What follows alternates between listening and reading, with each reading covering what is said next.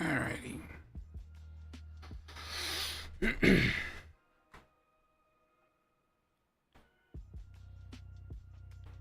I exist. Alright. What we got?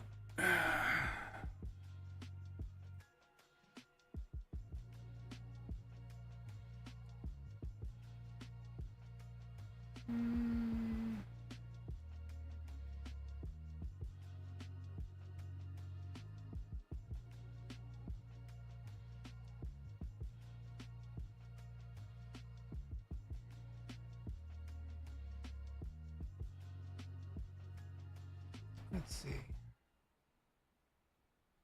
Let's try for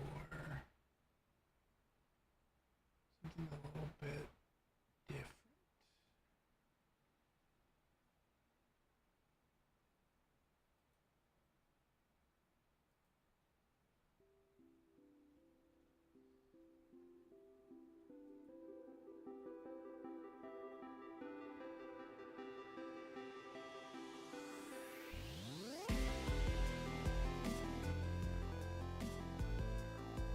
There we go. That'll work. Okay. That all looks good.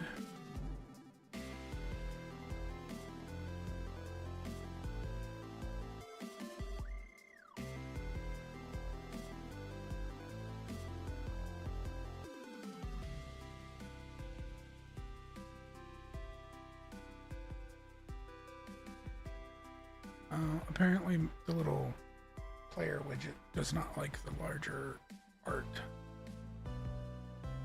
from that. Did I list for some reason? What if I switch over to this? It doesn't even, I know it doesn't show the art for this one.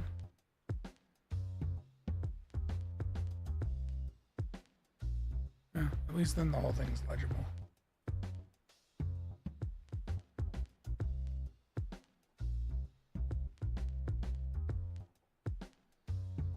Cool. Okay, so I've tweaked a couple things at a code level, and as such, I feel like it's working a little bit better.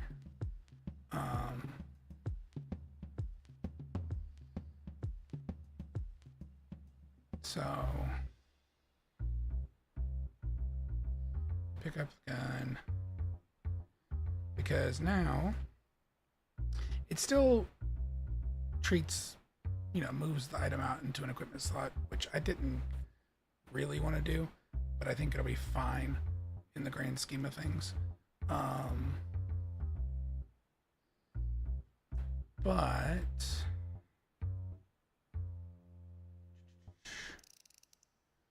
what this does is it's actually representing it as being equipped.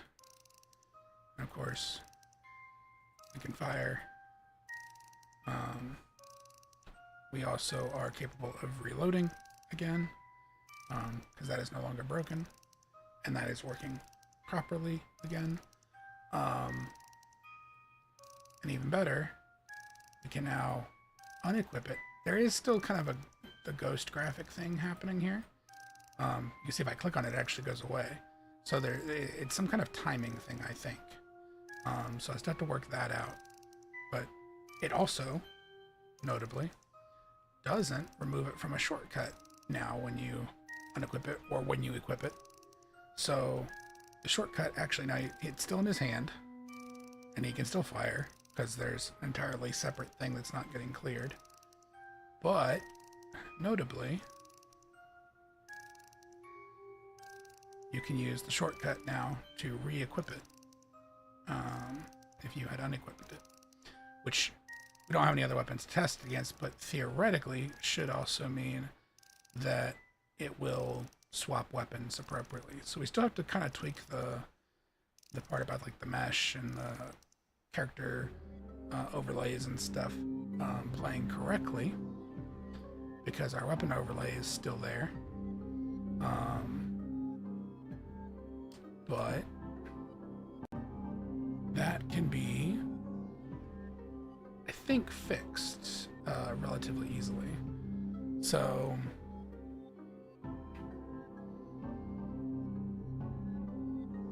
in the event graph, on equip event,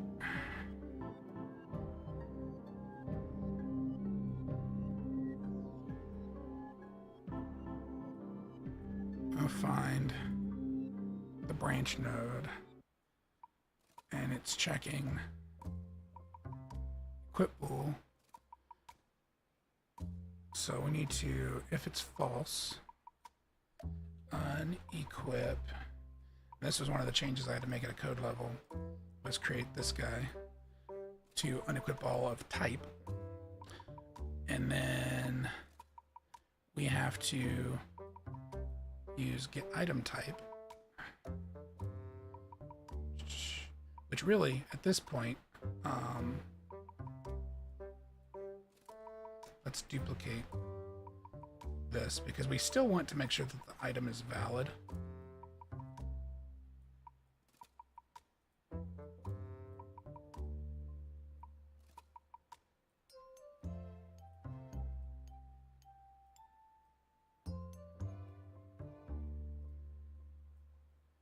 Right? So then we do that. We get the item type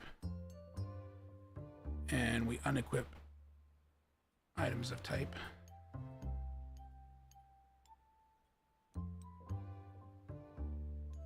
And here we go.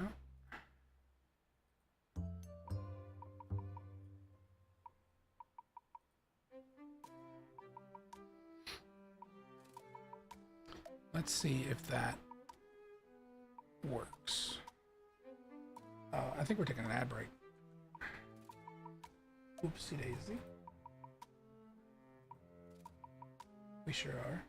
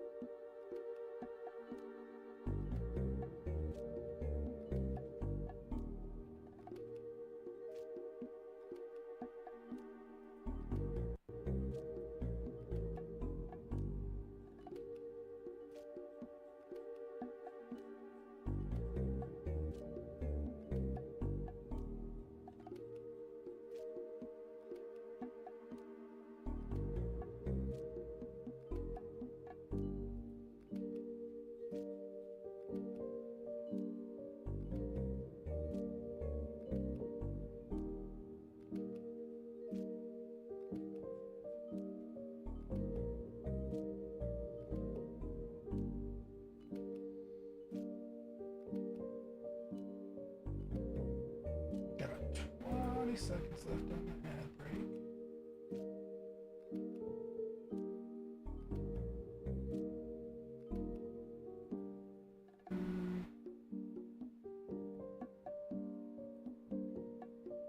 Curious of something.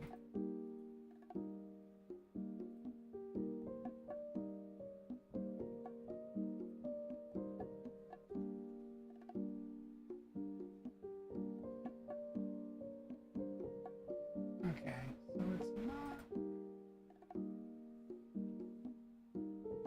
technically.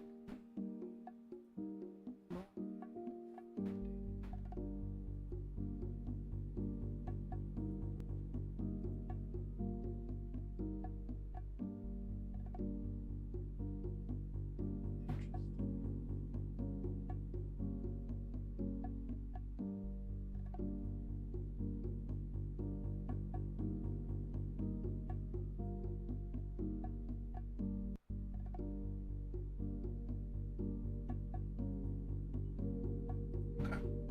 I was just checking something. Alright, so let's test this and see if that change does what I think it should.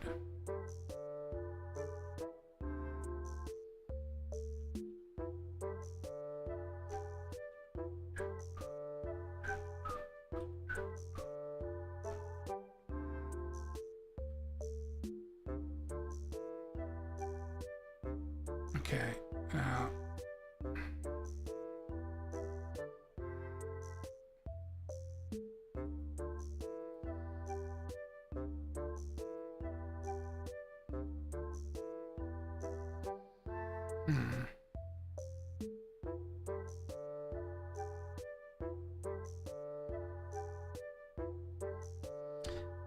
we're definitely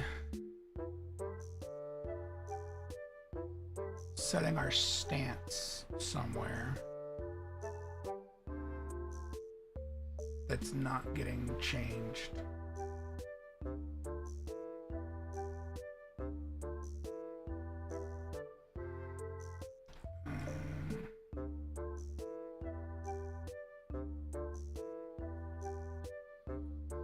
I am going to go ahead and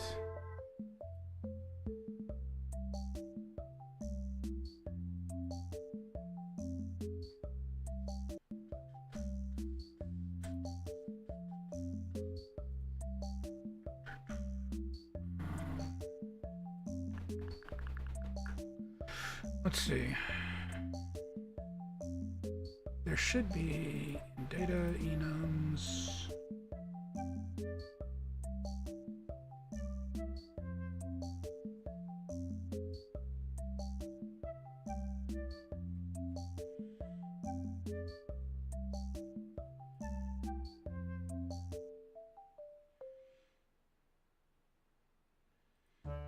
I mean, it's gonna be these guys basically that are more relevant than anything.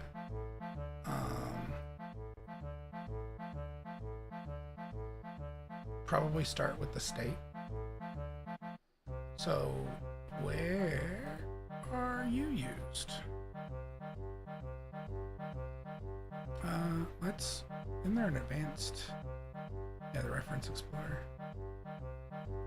All right, so.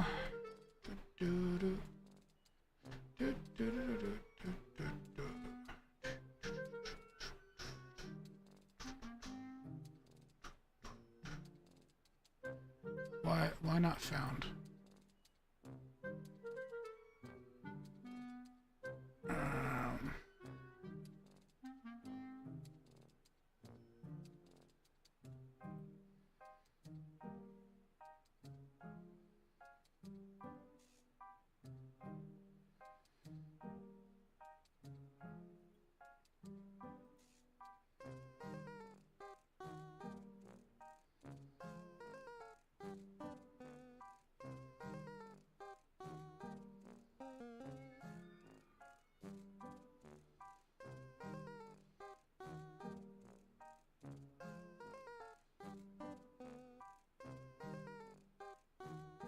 Okay.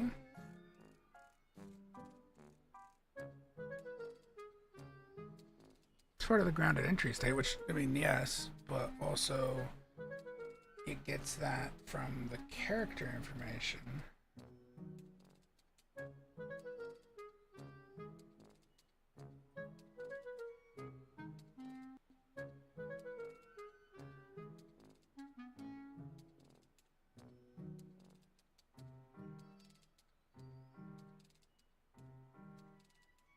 Set equipped item.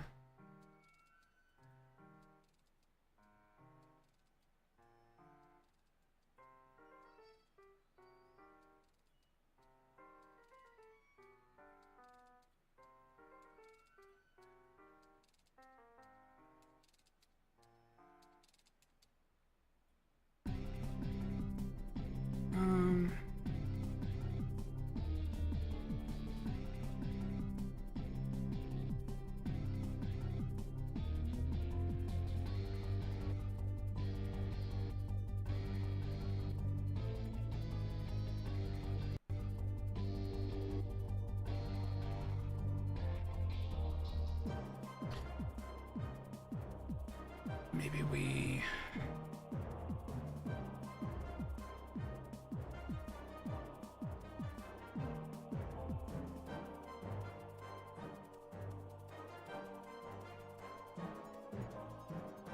refresh.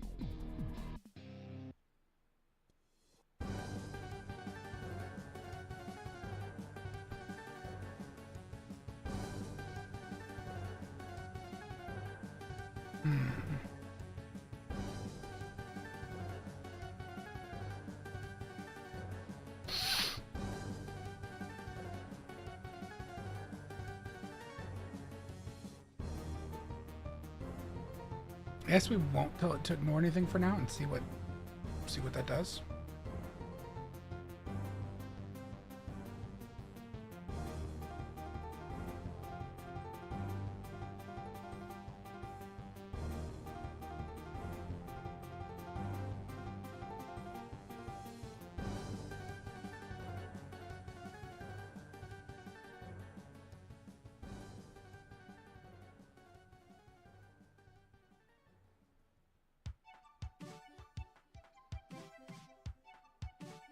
No.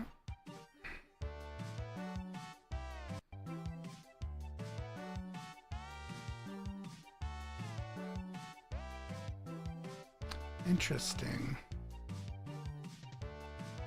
It gets unequipped.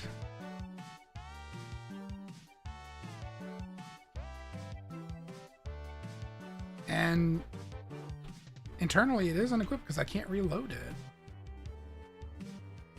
But it is not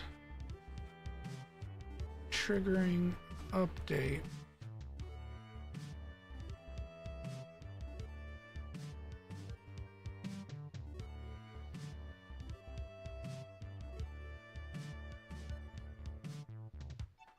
And honestly, it should be.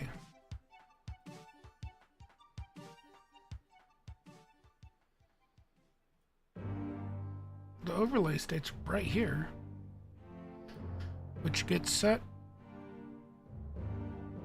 by current states.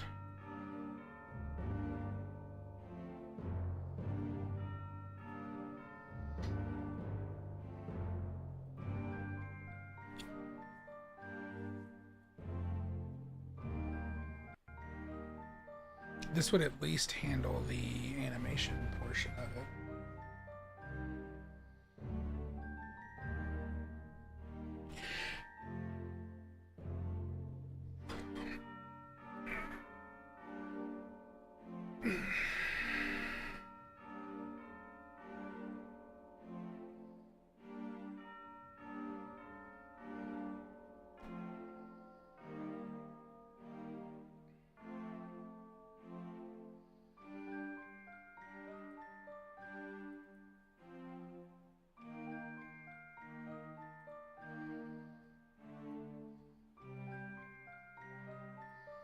Okay, where are you getting set in here?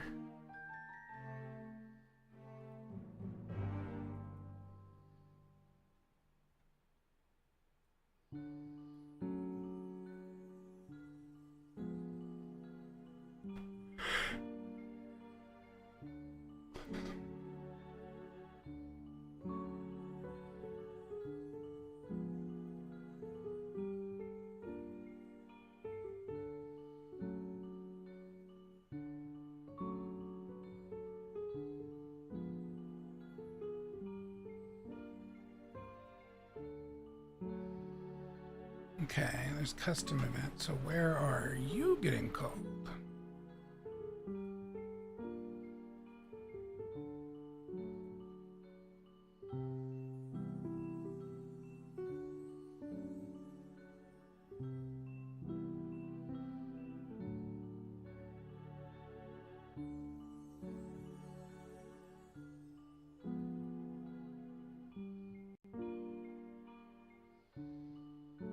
Now that's interesting.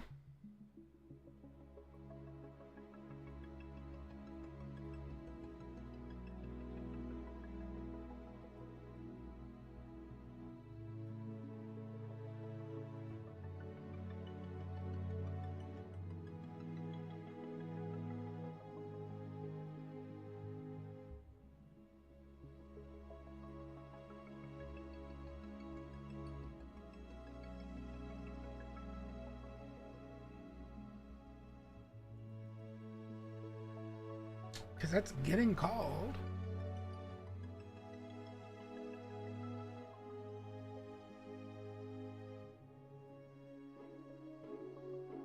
Oh, son of a bitch.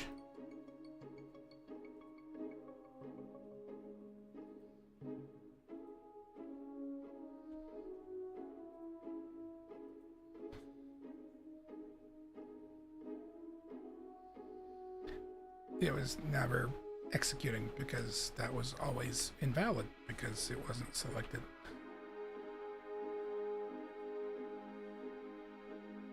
Yeah, there we go. Yeah. Sweet.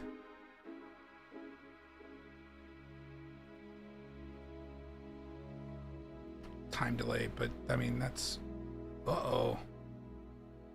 Uh-oh.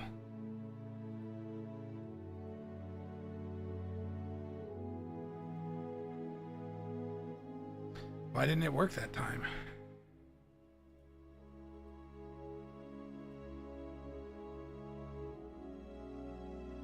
That's interesting.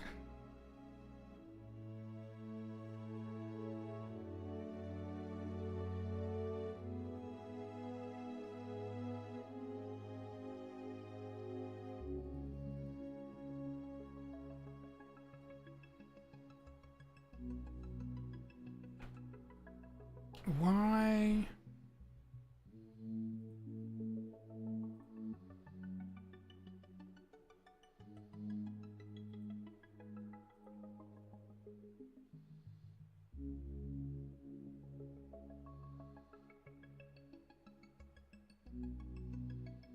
This is very curious.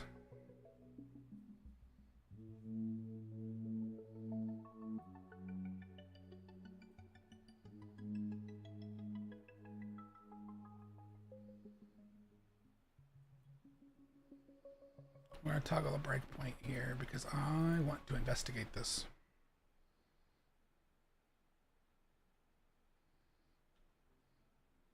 And that's fine. For the equipment, it can keep going.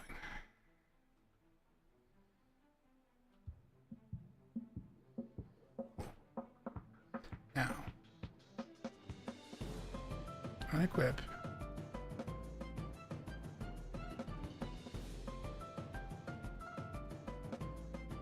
Delays until next tick. Close menu.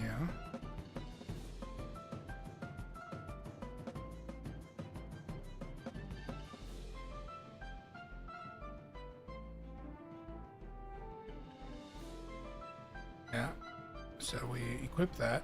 That's all fine and dandy.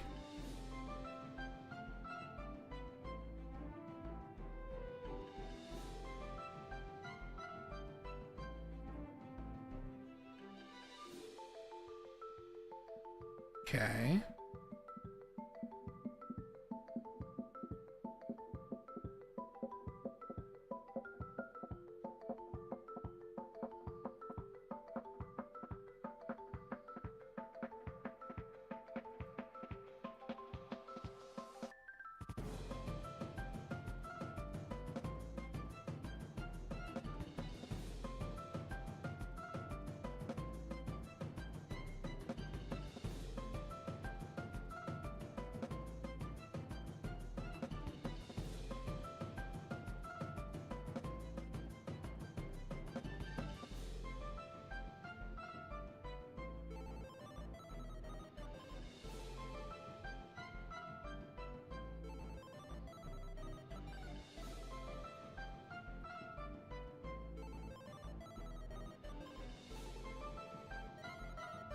Okay, is it making it to here?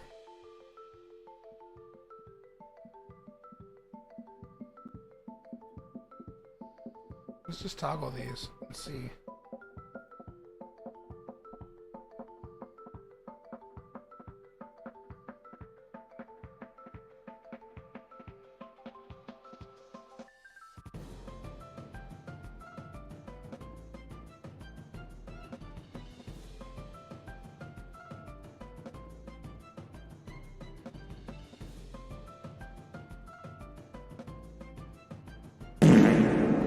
Hello, Amber. So, I item is not valid?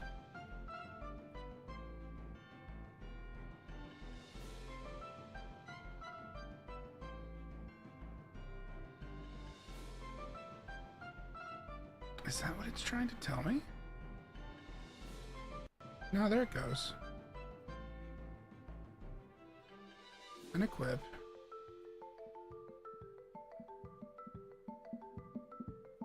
But then it keeps it in the hand.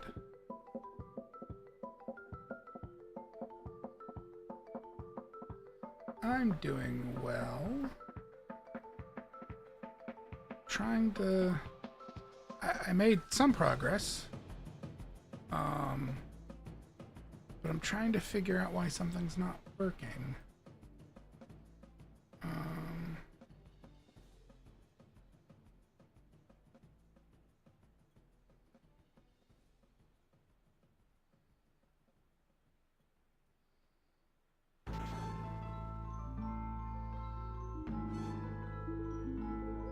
Well, you know what? Refresh might be a problem, because what refresh is doing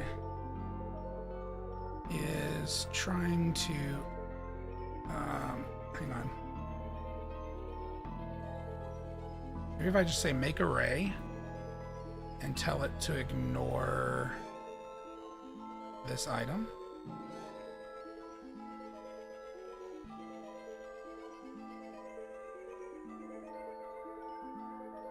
Toggle these breakpoints off.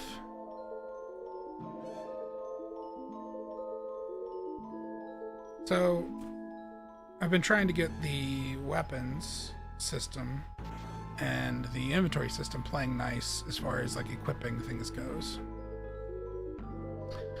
For the most part, it is now doing what I roughly want it to do. You can reload.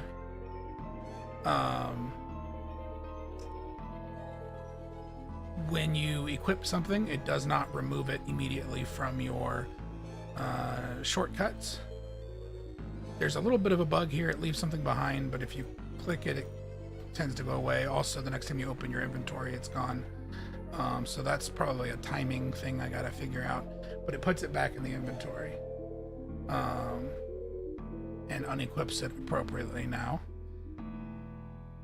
And it used to be that equipping an item removed it from your shortcuts, but that doesn't happen anymore. And in fact, you can use your shortcuts to re-equip an item, which is good. But I was having an issue where the first time you unequip it, it would behave correctly and it would remove it. But then the second time you unequip it, it's still in your hand. It's like it doesn't unequip it the second time. It does and it doesn't. Because, like, if you can see it on the UI there, the test UI, where it says equipment info near the character, the range weapon is now none. It doesn't think that I have one equipped. But the weapon overlay for, like, the animation state and everything is telling it that I have a one-handed pistol, I have a pistol equipped. So, yeah, I figured you were probably still at work. So something is telling it that I have a pistol equipped, and that is causing it to not unequip. But I don't know why.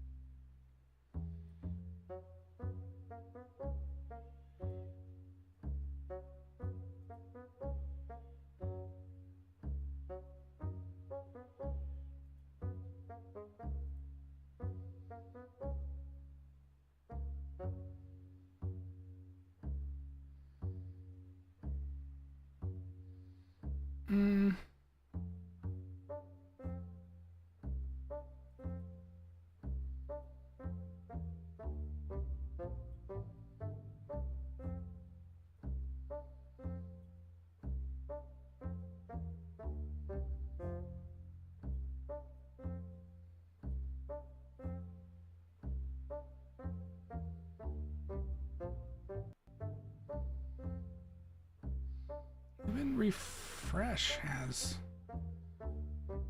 to unequip all items of type.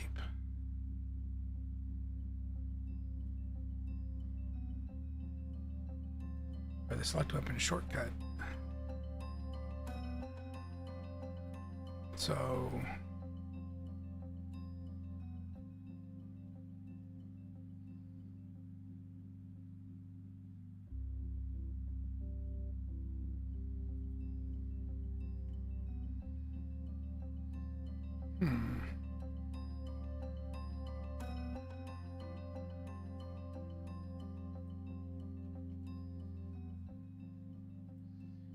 I could do that and just see if that makes a difference.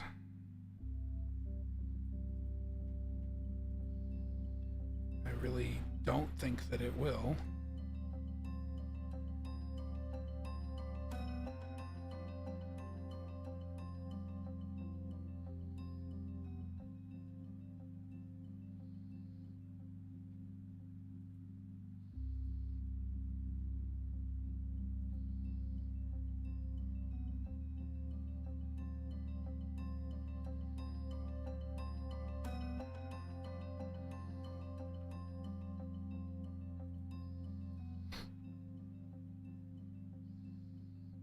Oh, that time it didn't unequip it.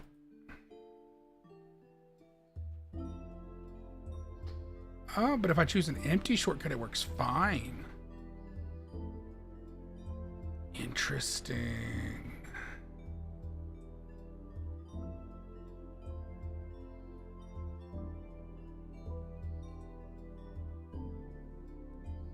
What about...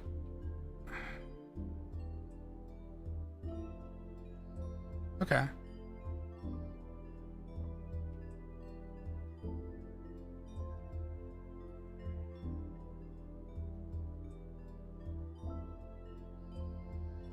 So, if you choose an empty shortcut,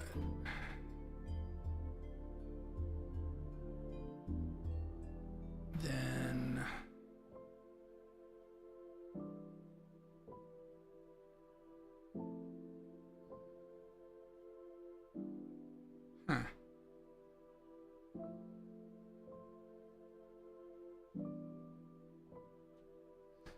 so double tap, selecting the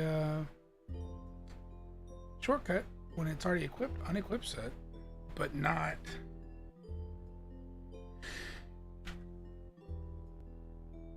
in a useful sense.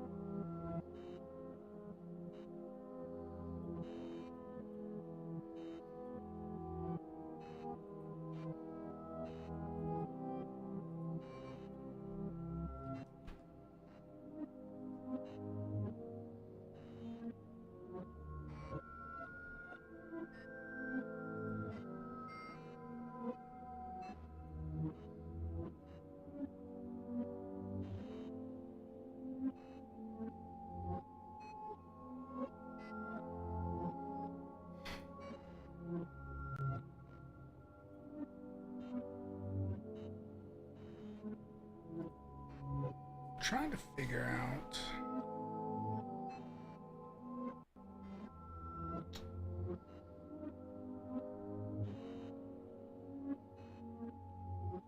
makes sense for that.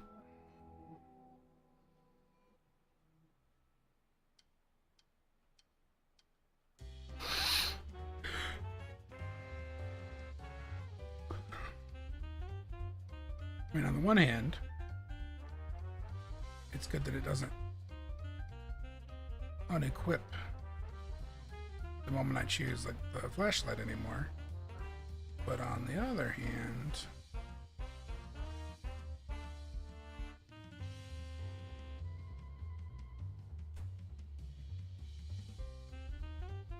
why that works once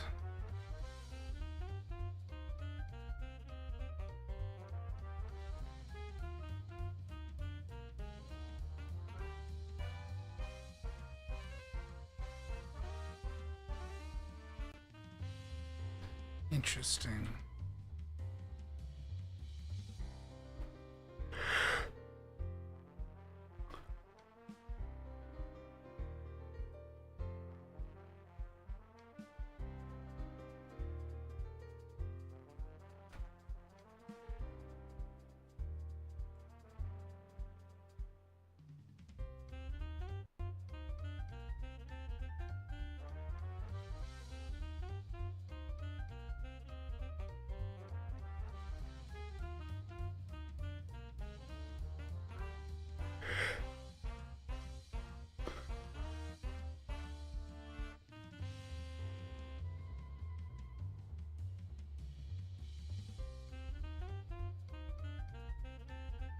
It's specifically from here that it's causing issues.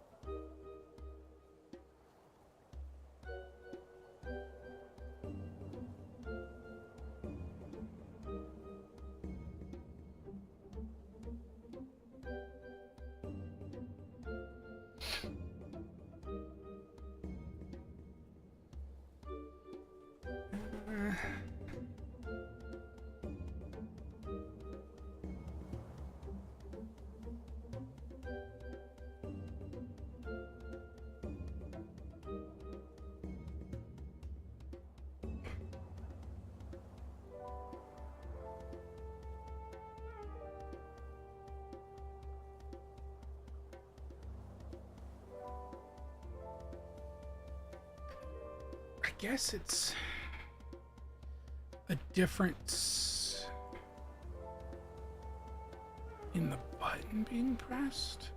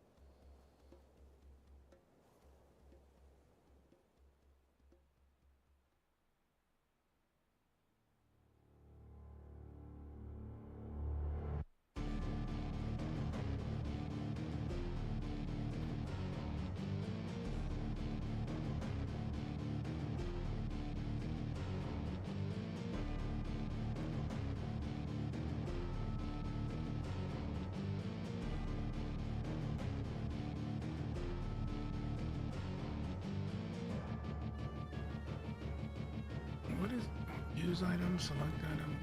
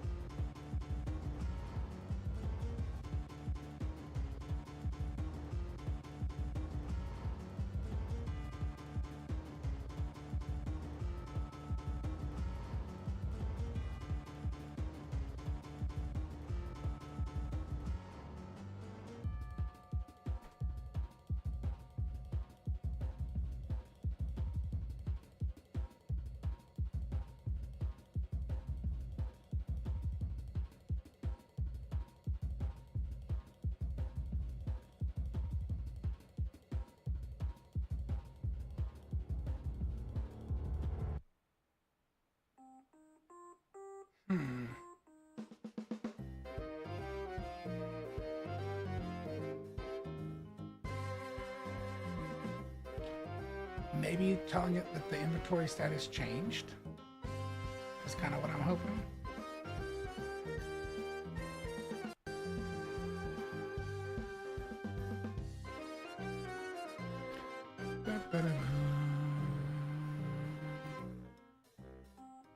Oh, we have an ad break.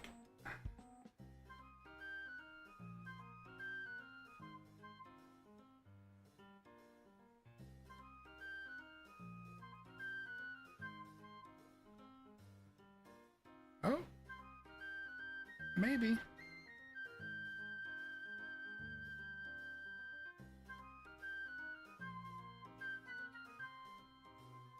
Yeah, that seems like that's working. Cool. I will be right back.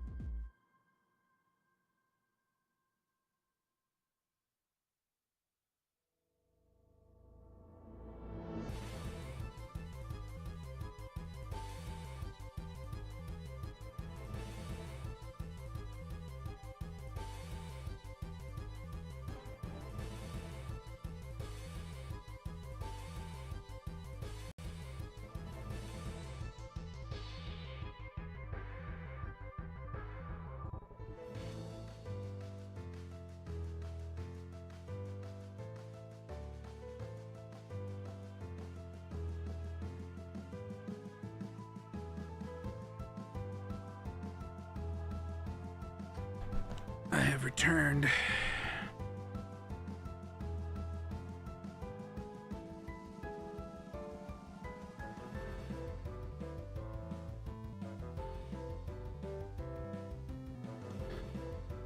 I exist. The clips didn't have any sound. They may have just been very, very quiet.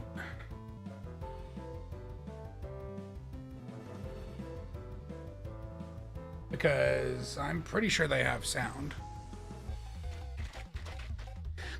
The problem with the clips is that they all have varying volume levels, so I'm hesitant to like set them at a higher volume and then have one of them blow someone's ears out, kind of thing.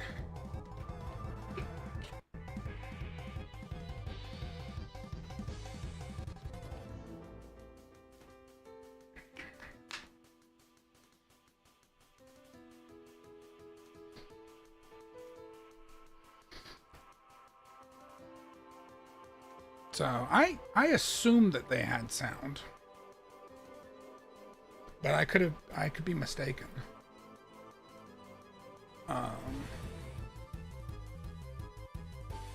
Okay, so I think I tested this right before the ad break came up, so it was probably missed. It looks like the change I made worked in that the shortcut reliably equips and unequips, and the unequipping from here also seems to reliably work. So we're good. That's good. Now we just have to get the flashlight working. But we can shoot his crazy freaking sprint animation. Yeah, I don't know if you've been in a development stream since I put in a shooting gallery, Amber.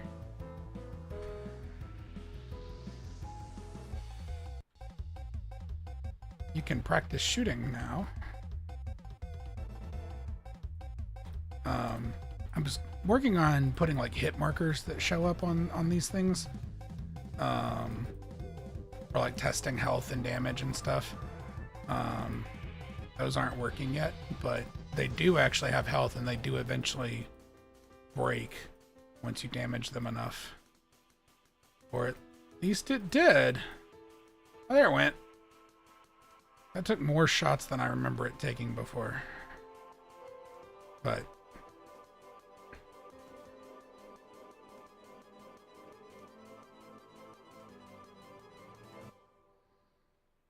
cool. I still, in the grand scheme of things, would prefer that the equipped items not be out of the inventory, just because it makes you have to manage your inventory a little bit better, for one, and for two, if you went and filled up your inventory and then tried to switch out a weapon that was too big, it shouldn't let you, but that also is like kind of a problem. So I don't know. I'm a little torn on that, but I forgot his sprint is ridiculous. But also I understand why, because of the way I built it, that doesn't work right now. So I'm fine with that.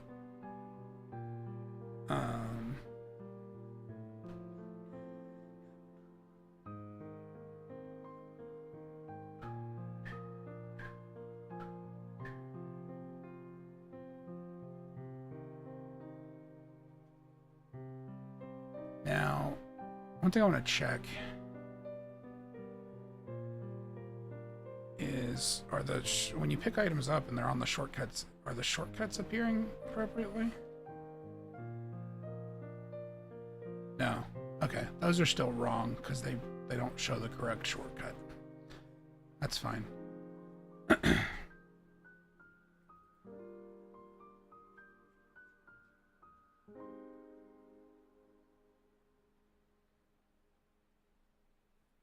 That's going to be a situation with that guy that I got to figure out.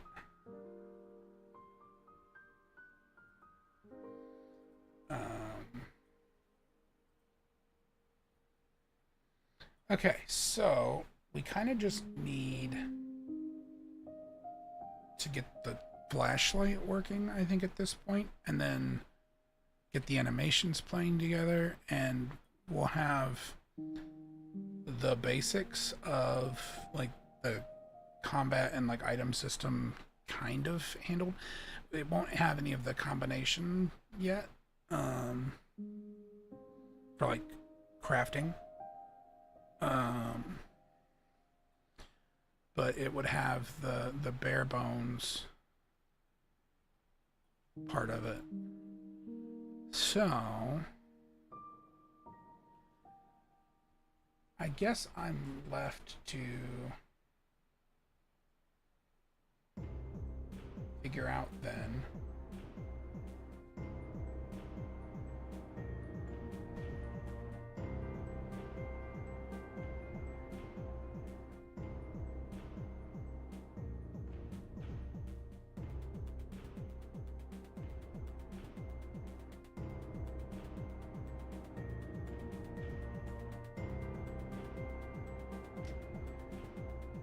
do I need to set up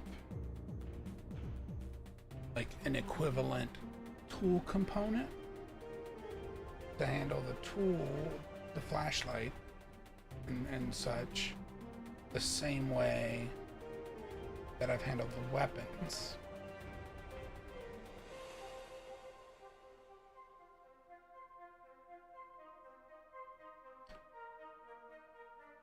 I'm curious, because theoretically,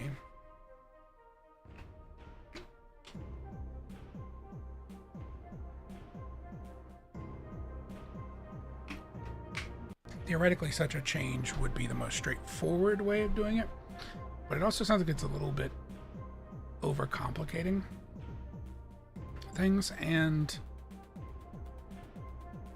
but at the same time, if I put it into the weapon system, the existing weapon one, then it could be confusing from a maintainability standpoint, especially if someone other than me was ever working on it. Which is unlikely, but not impossible.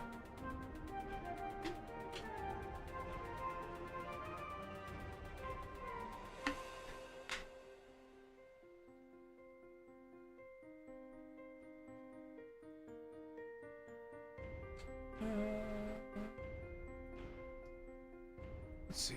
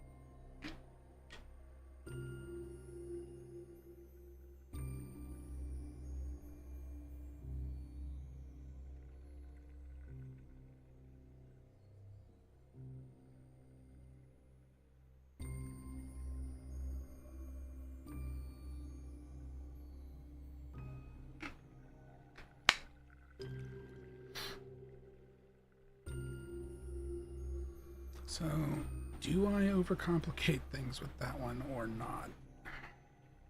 I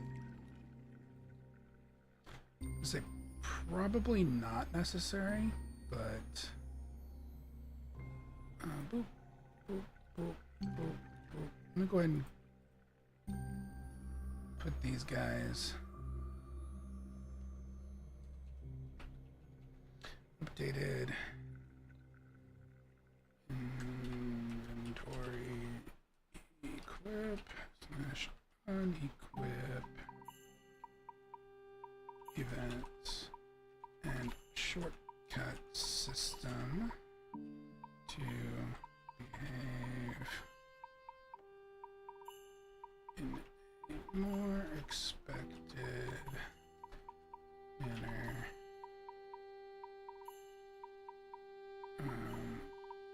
Shortcuts are no longer cleared when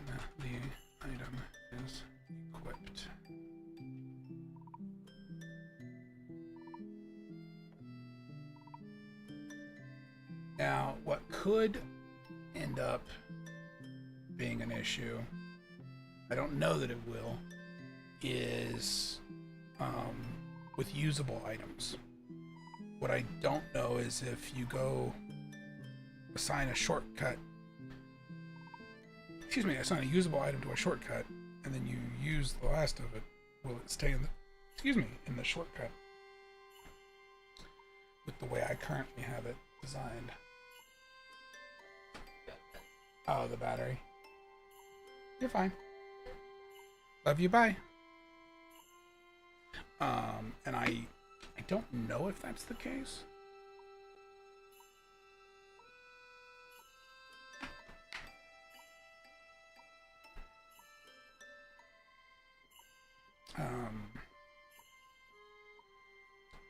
The fact that I've got that part working kind of makes me want makes me want to take a look at the interaction system instead, like just to kind of get away from that for a bit. And notably makes me want to look at the doors, the door system.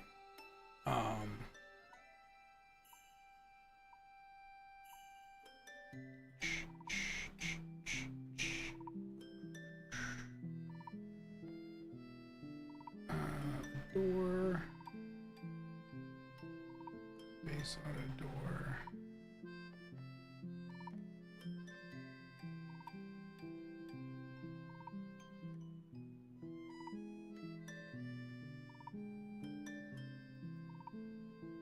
So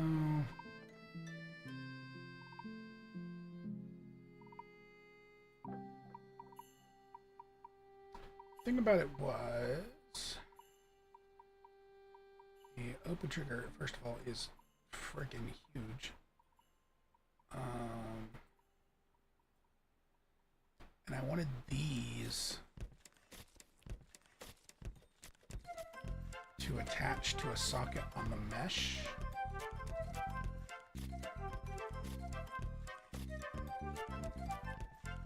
Door frame.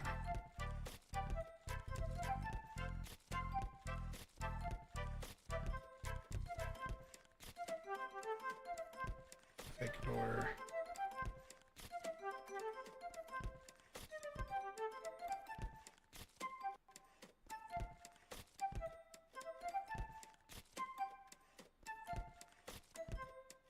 Yeah, the front lock, back lock situation here.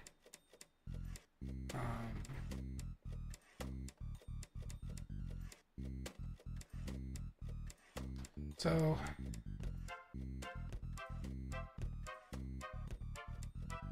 front lock, back lock.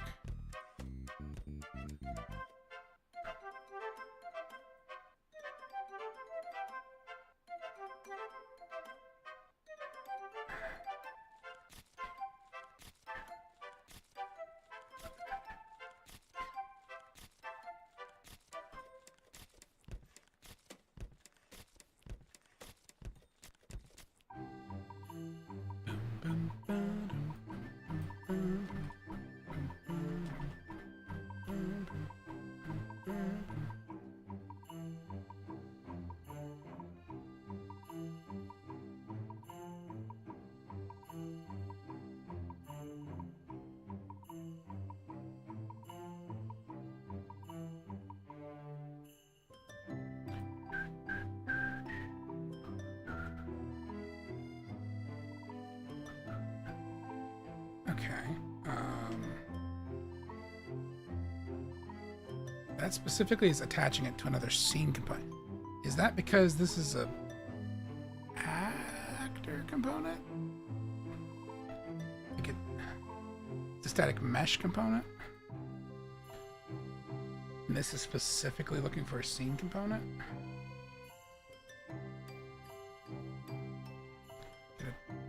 Get the parent attached to.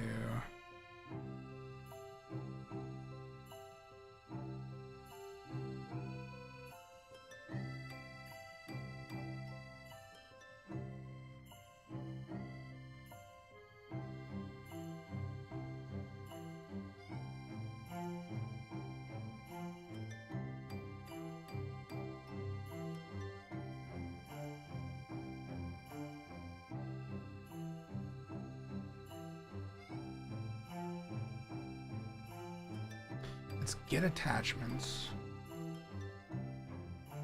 Set attachments, maybe? No, that's an artisy object.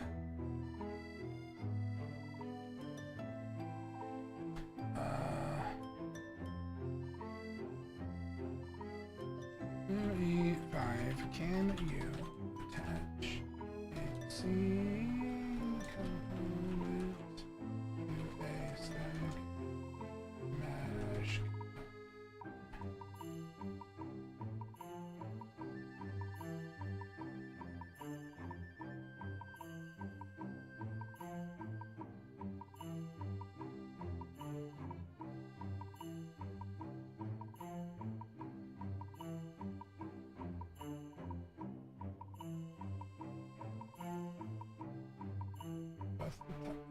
Or types of scene components. No attach an editor. Select the static mesh component as the parent. Drag scene component. Right. Right.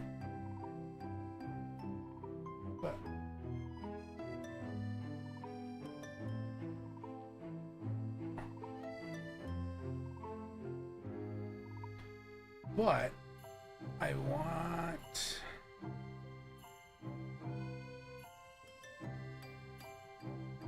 or maybe I gotta do it like this. Door frame.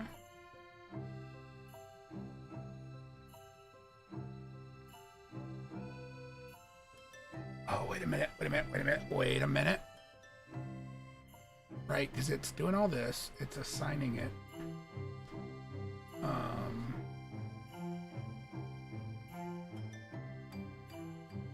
Because that's it attaching it to the door.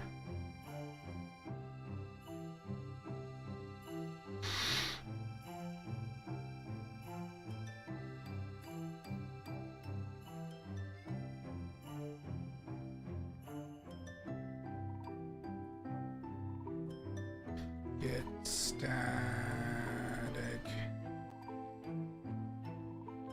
match. No. Get component.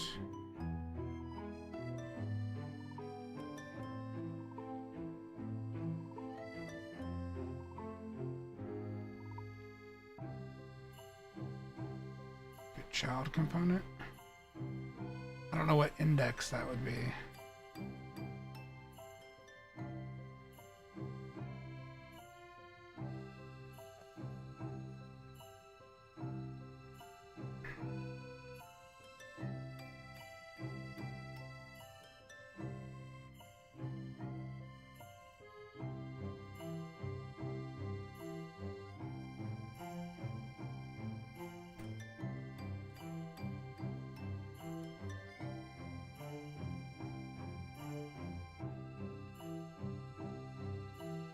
Get component bounds. Get owner.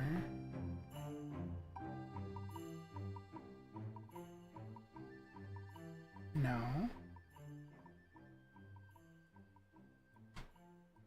Yeah, because this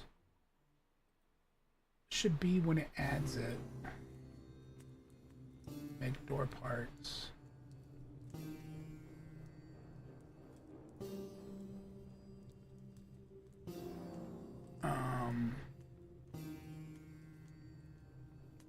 Hang on. Is it something it's doing in the parent?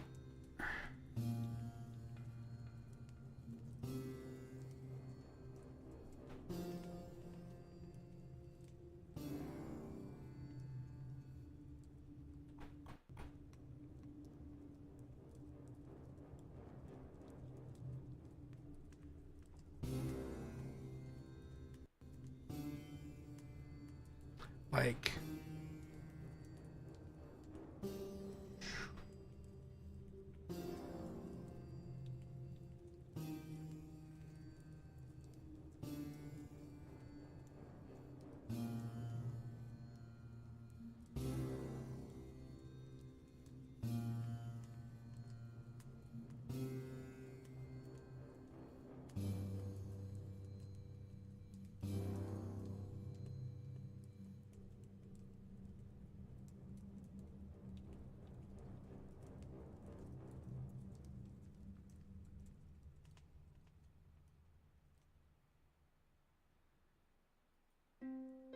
because these are just scene interaction components.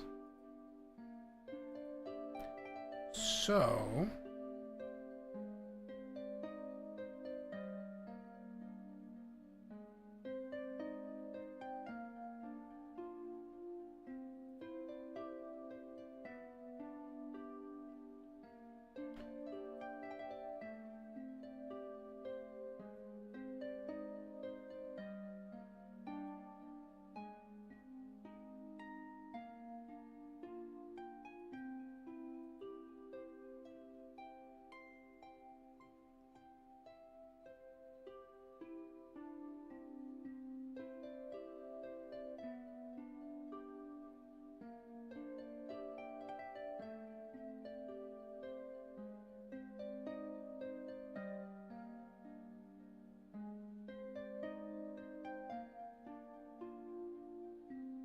I'm just thinking because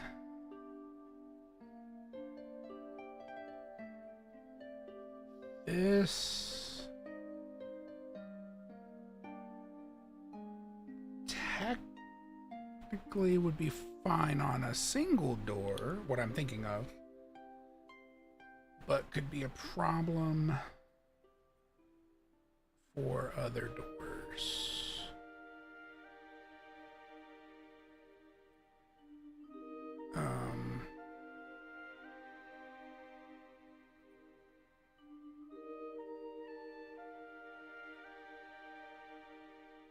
Let's see.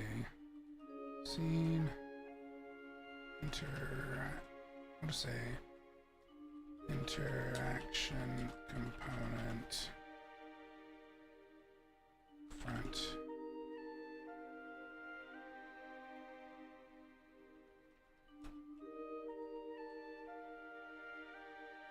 Be one of these guys.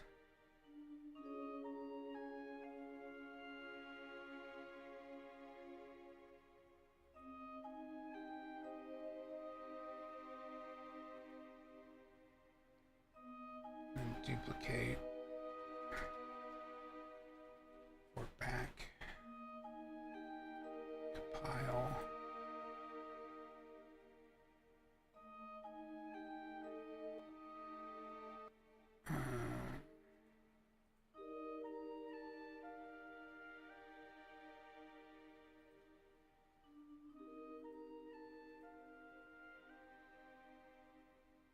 So then what we would do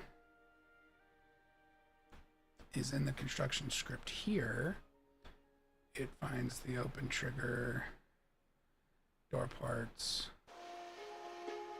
breaks the door parts, adds a static mesh component,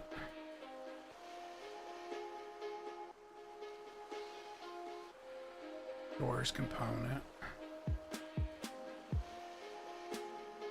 and then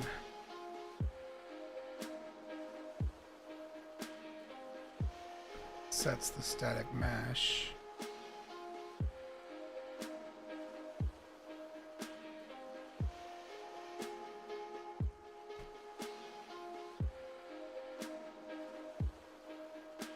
So then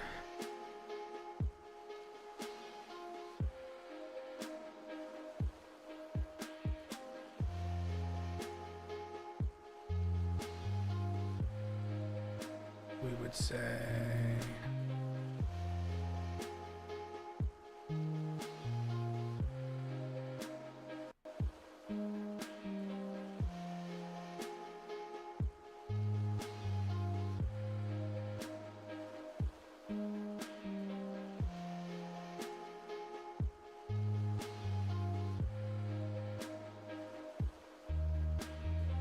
and maybe it's a case of I need to put the interaction component on the frame rather than on the door.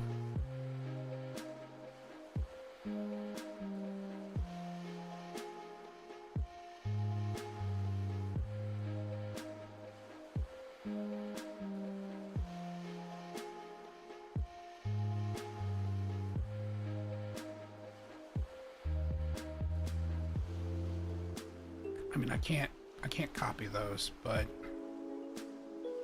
Um,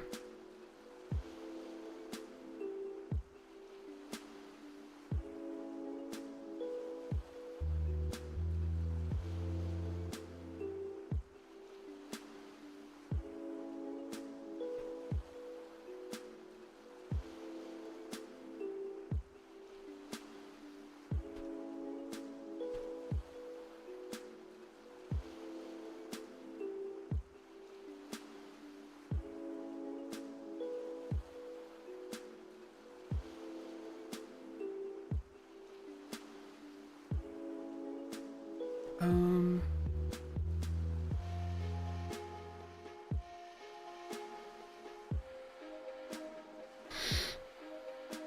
actually, I'm gonna do this different.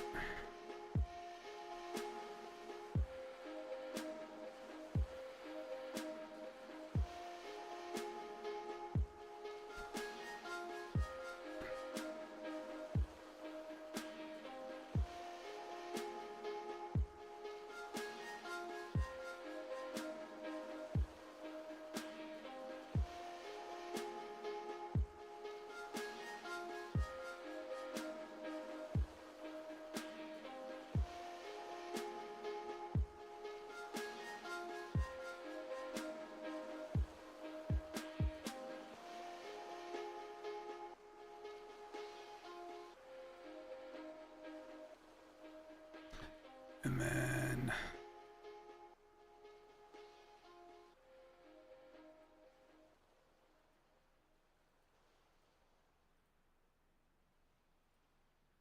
I have 13 and 12.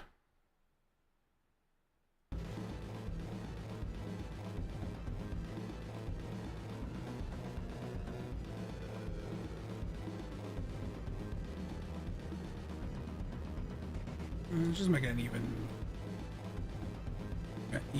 Just make it a 15 in both directions to ensure that it sticks out from the door frame. We'll have to do that as well on the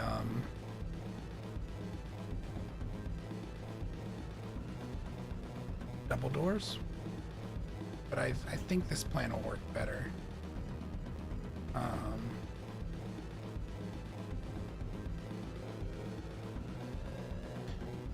Then what we can do, we've already got our scene component for the door.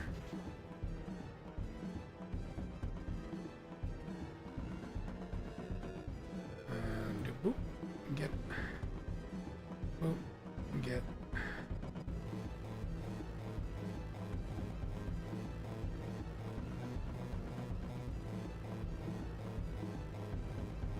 And we're gonna sequence this.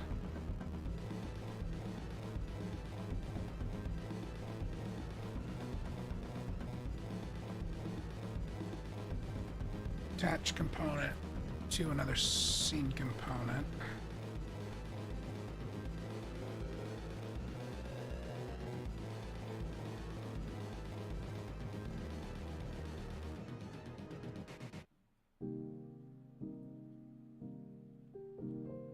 And this should be front interaction.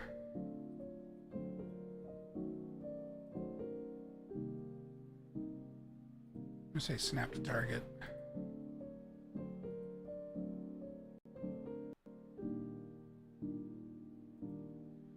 Keep relative.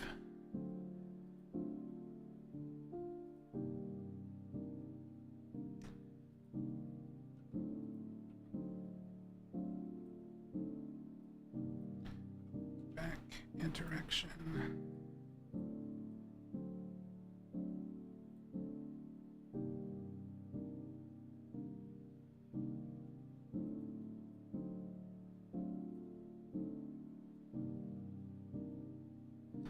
That'll make it attached to the door frame.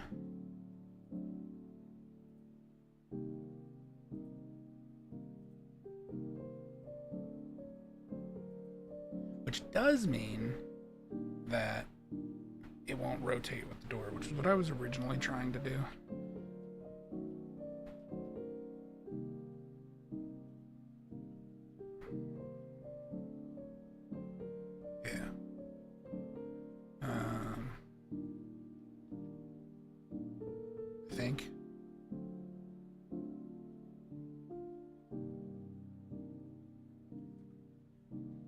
that working?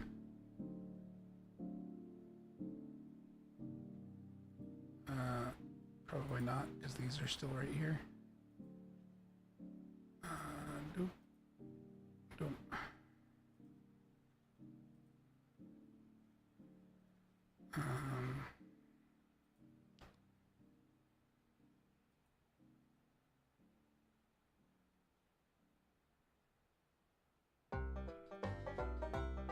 Oh, wait a minute.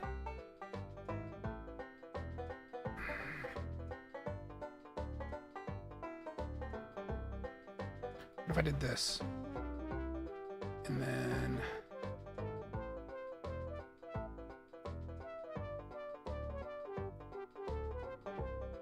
made these instance editable?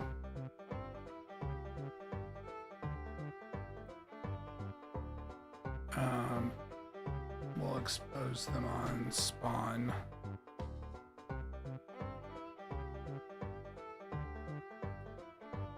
Because then we can set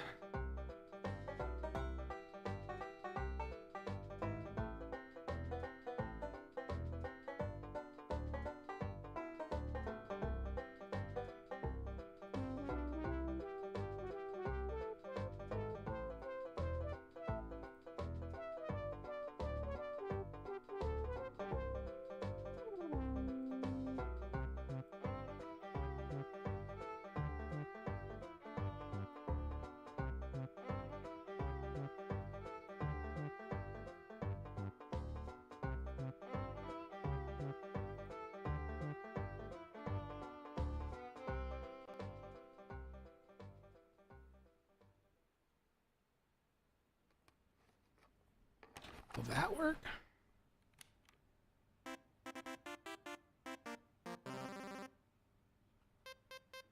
No, no.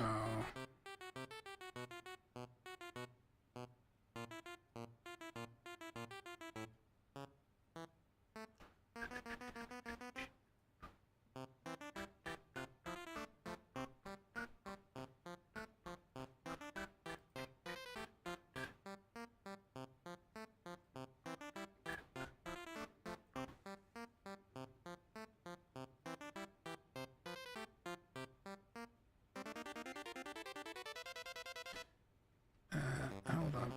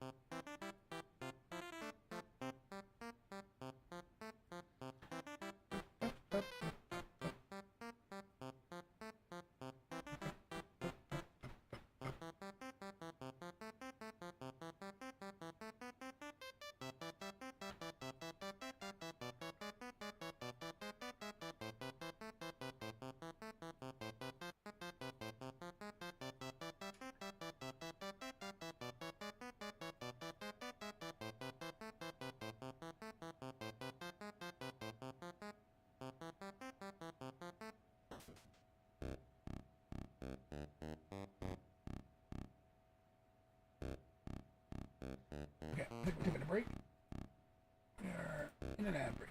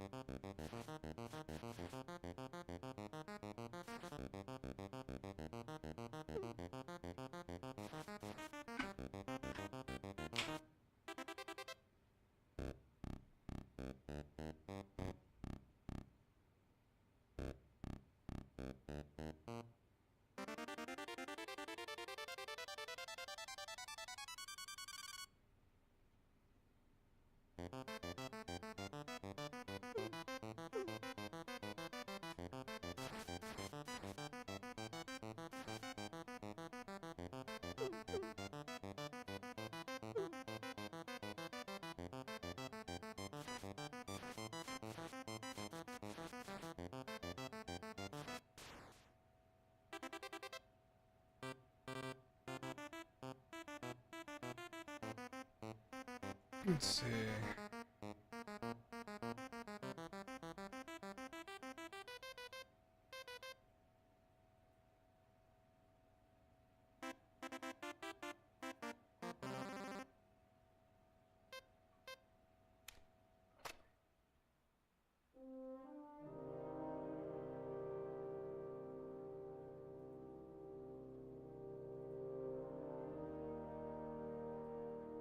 Nice.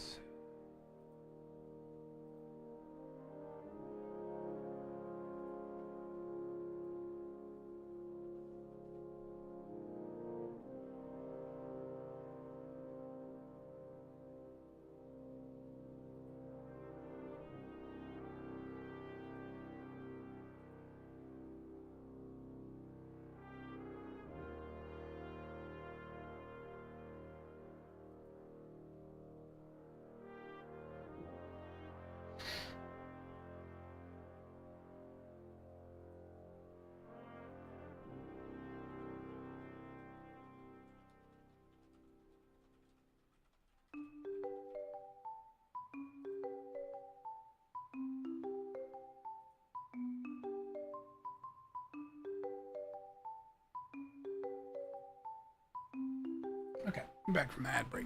All right, so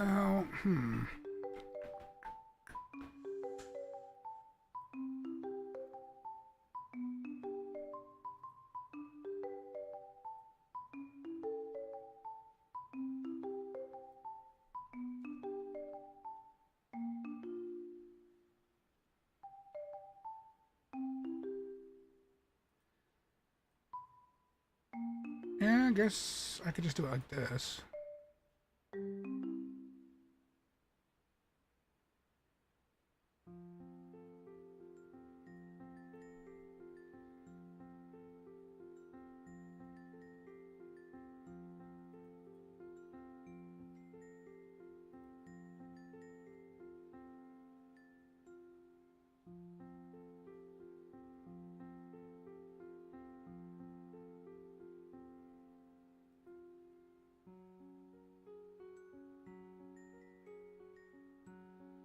Wait, was I being dumb? Was I setting it to itself?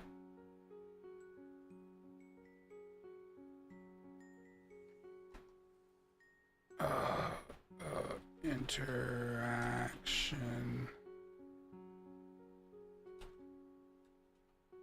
component.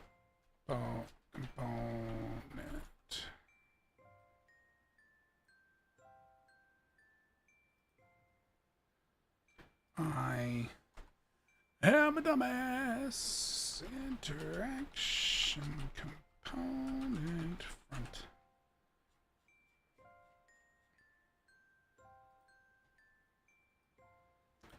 And you were just gonna let it happen, chat. Just letting me be a dumbass.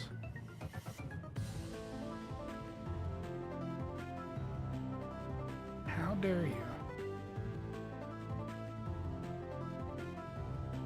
Alright, this should be much more sensible.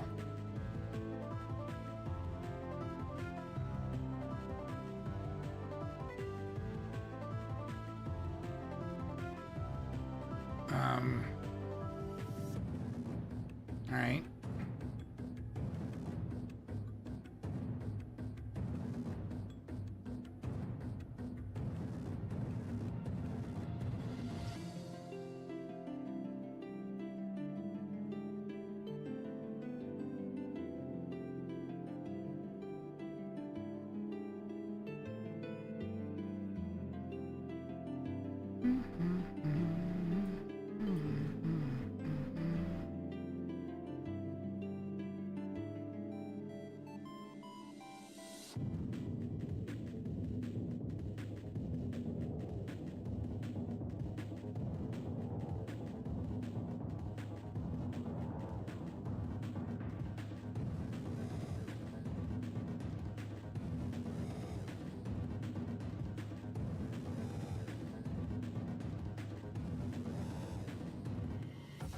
Okay, then instead of trying to do it that way,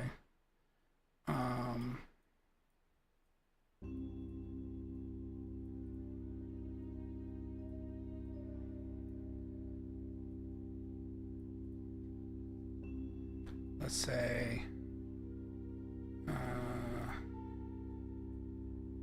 create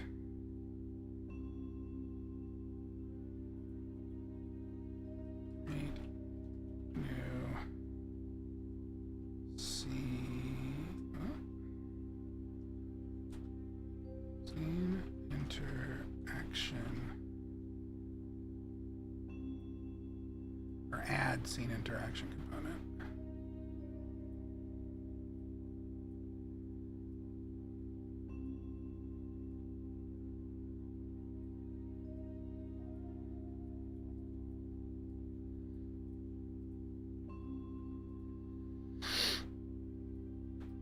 Let's see if this method works. I could do it in the root, like in the parent object. I just kind of don't want to.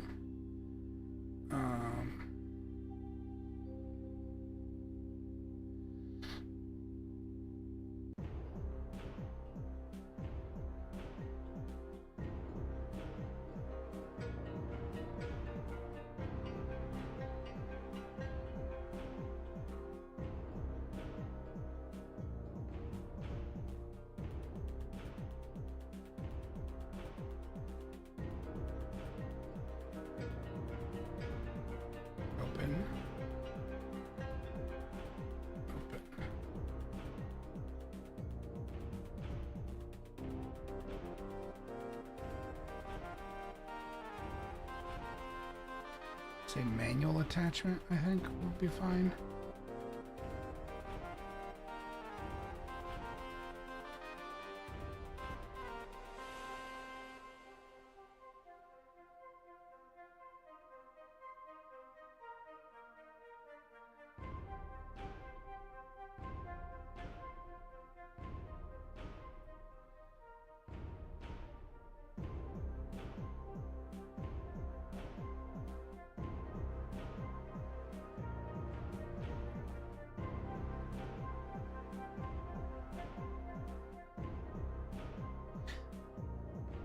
See, the thing is you kind of want them to be...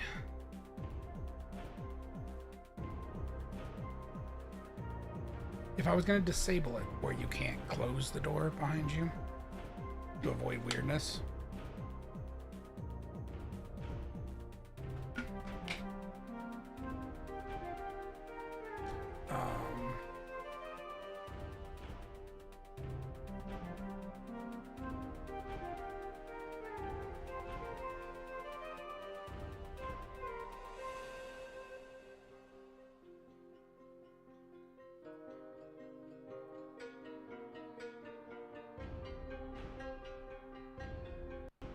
I would probably want to have it disable. Yeah, see, that doesn't work. But presumably, if I take this, right, cut these out of here,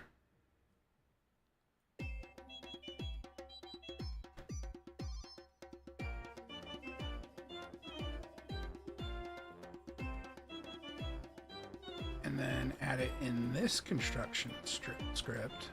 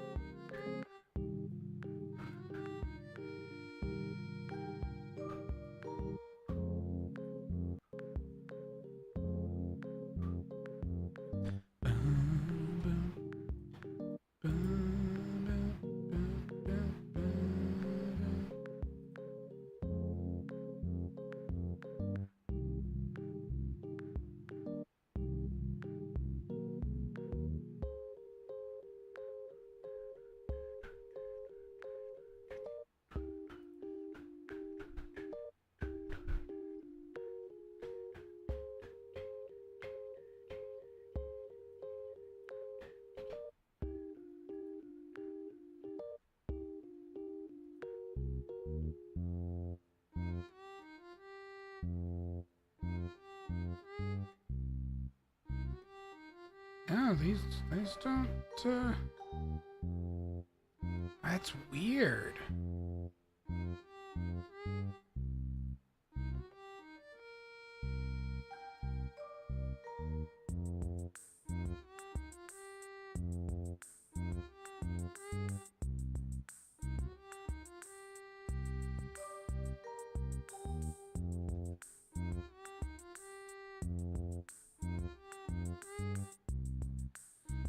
Maybe it needs to be an actor?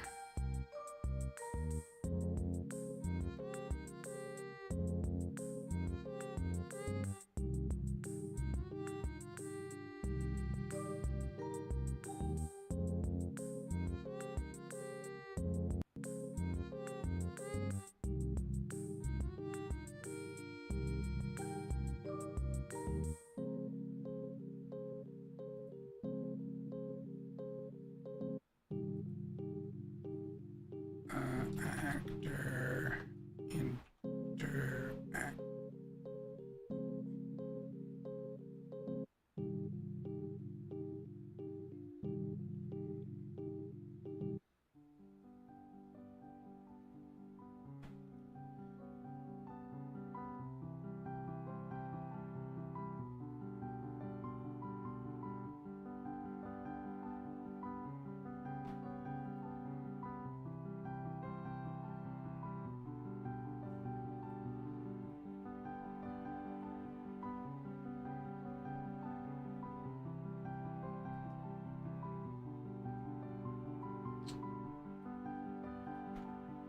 I'm gonna try something. Where are my actors?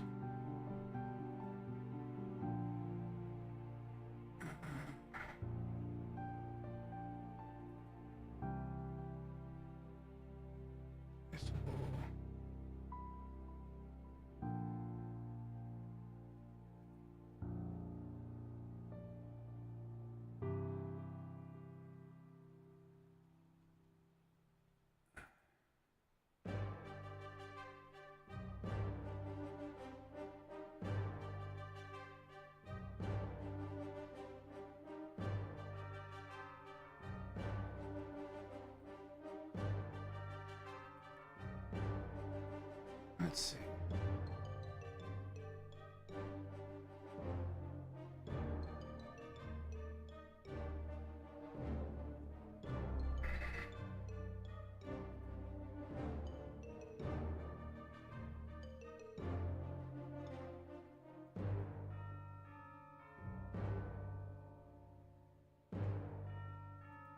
Not static door. I guess I just...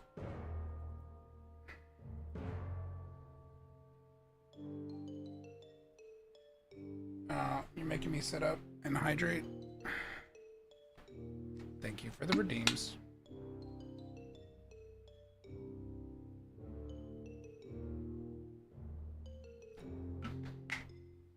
And a stretch.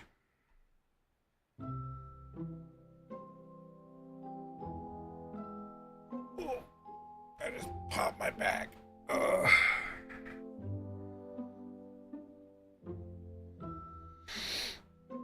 That was...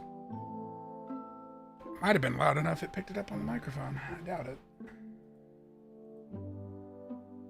It felt like it was loud enough. Yeah, so this is not an openable door.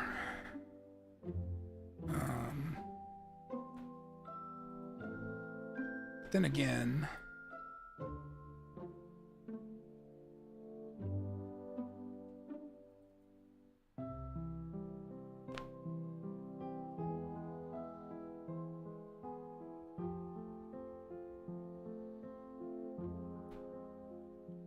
all I really have to do is break this off. So, because static door is technically meant for a door that doesn't open at all. So what I could do here is duplicate.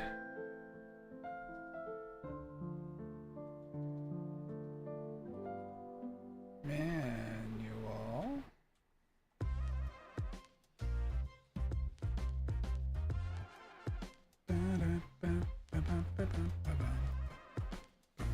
Break that off. I could use that for something else probably in regards to like showing the interaction, which is fine.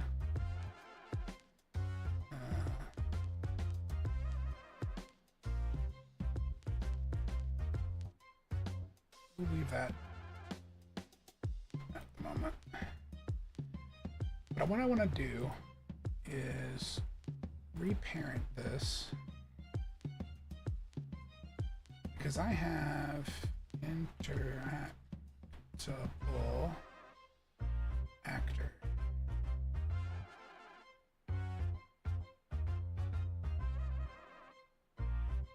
I think this will work.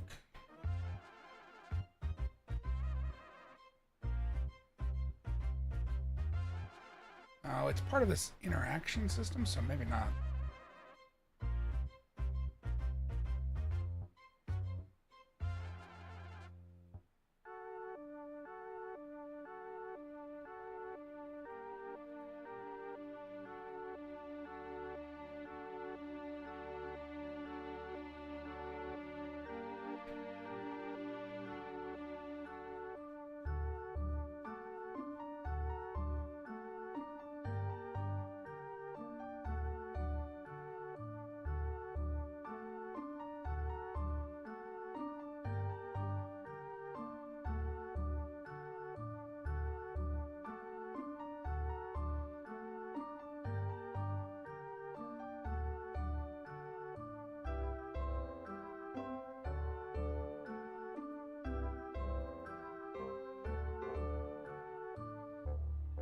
Yeah, this is from a plugin.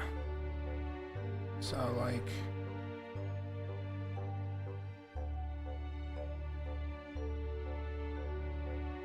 not super sure this is gonna work.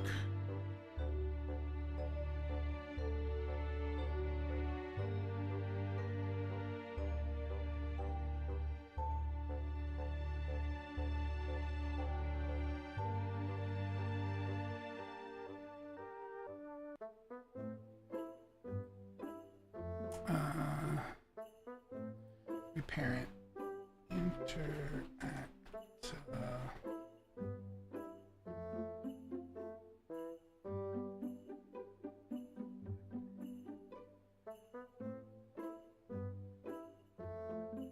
Okay, it's from the same plugin.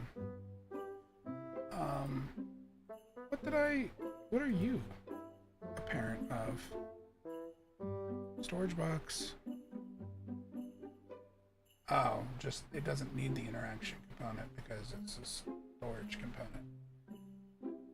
Right. Okay. Well then, undo.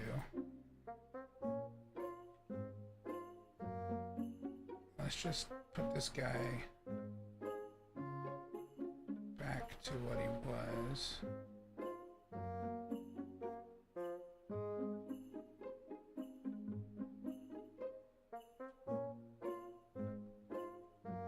Can I?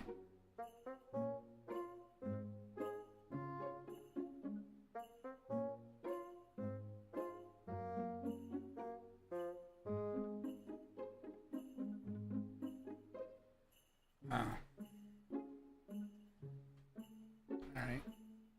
Oh, there it goes. It just didn't... I had to recompile it.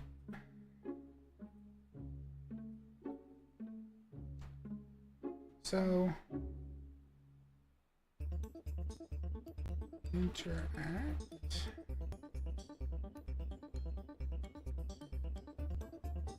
just this then, probably?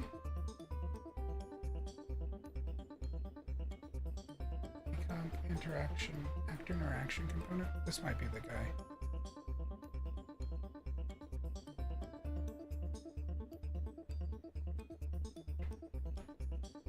Widget component.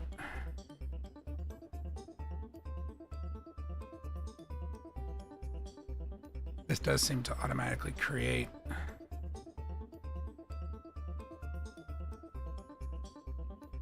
open.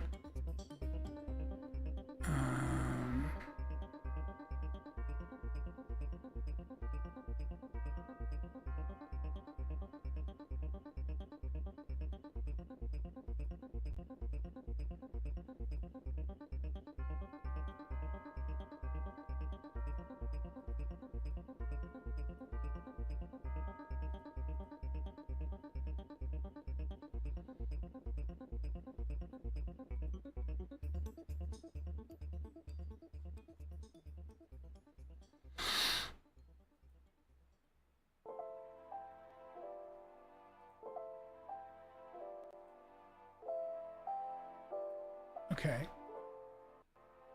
Let's see what happens now. It won't do anything. In fact, oh wait, hang on.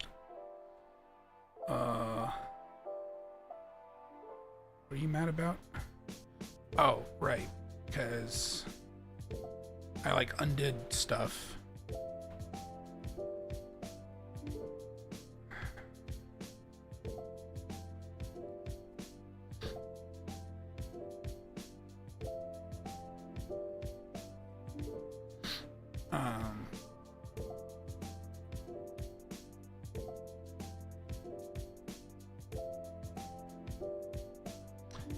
And I probably need to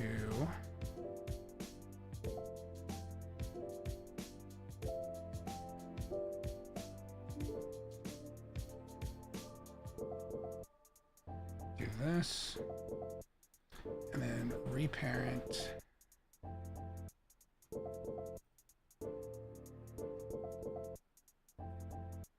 This is going to be the quickest way to do this. Manual door reparent.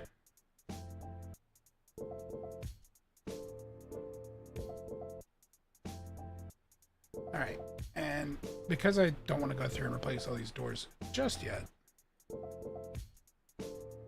I'm just going to slap one right here for testing purposes.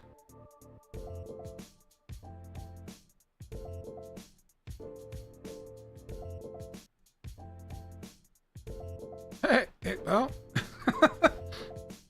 it does appear. So there is that. And we only really need one on one side then, if that's the case, because it's visible through either side of the door.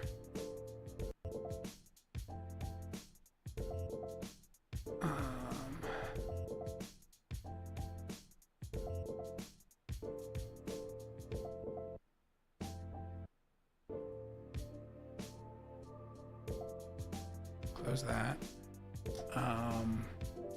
Close that. This is this guy. So we want... I don't know why that didn't. I guess because we have to do it here, probably. Appearance? Nope. Input? Nope. Yeah. Open.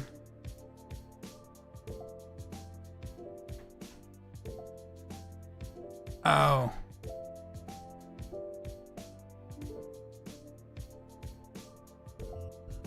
I'm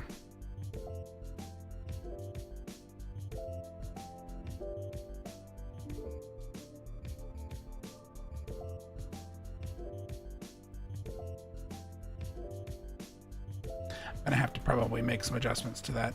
It doesn't have an open string in this case.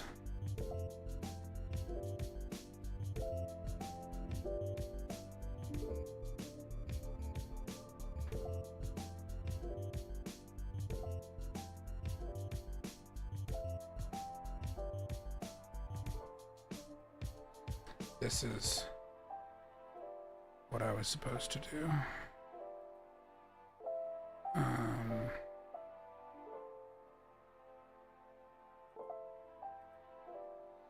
Okay, well, we'll just have it like that for now, I guess. Well, hold on. Data.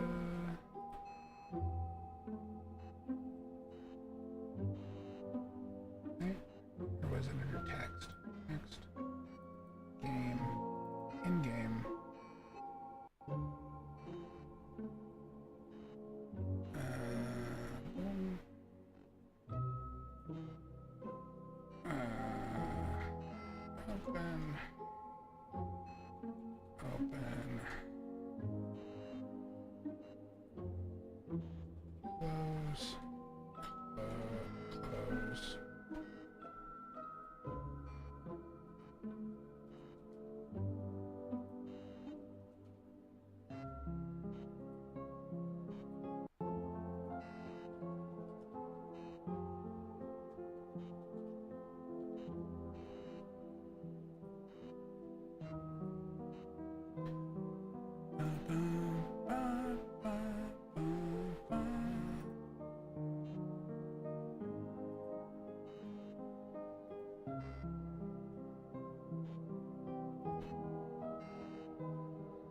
Open.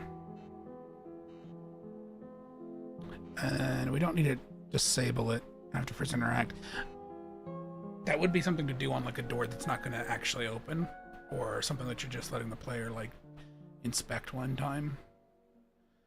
But otherwise, that's probably fine.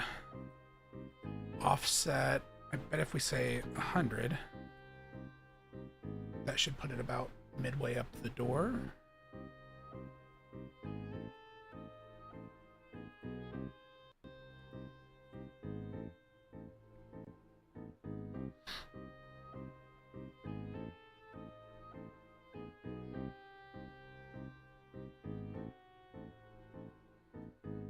Yeah.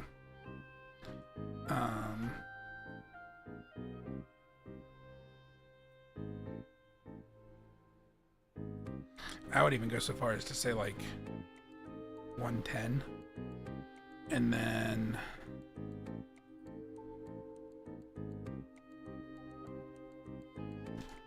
up this to 45, make it a little bit bigger.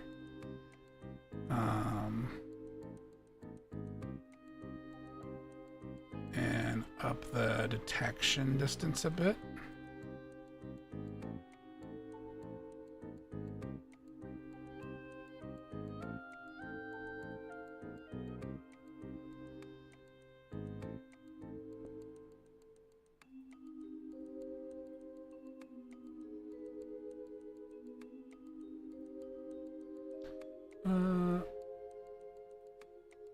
Turn off snap to grid, because it's like sinking through the floor ever so slightly. And then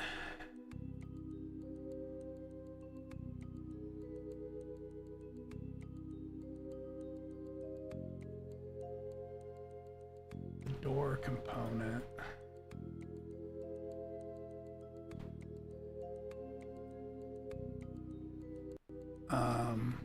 Hold on. Boop. And boop. That graph, right? So we want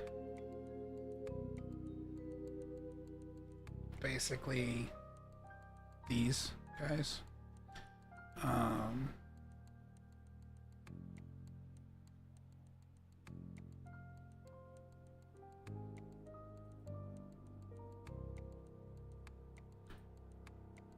To be triggered, and we can do that from our interaction component.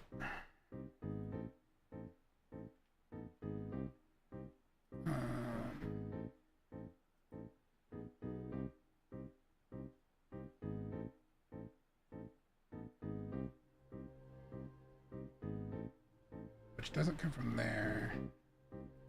So we have to probably, I think we have to bind an event to this guy, I think. Oh no, here it is, on interact.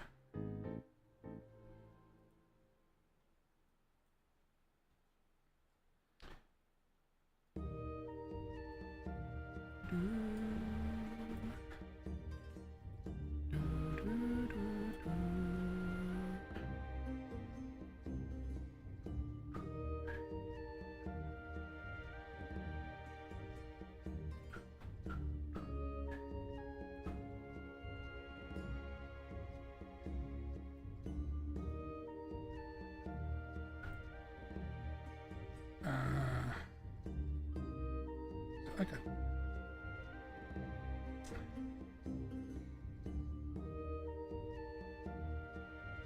Isn't there like a macro?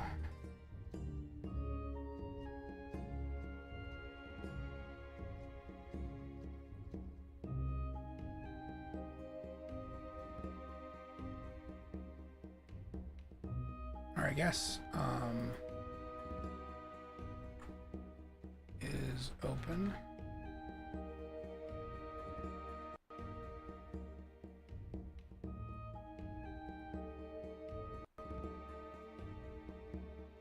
Get, oh no, branch.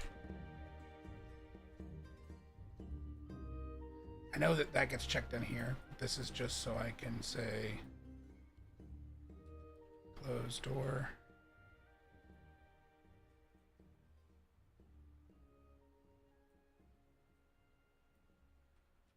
Open door.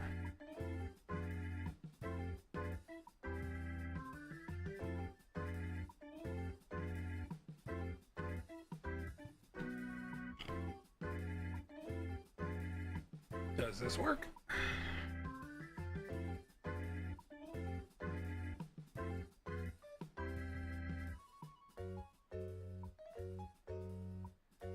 Wow. It would appear my interaction distance may have, oh, well. It works, actually.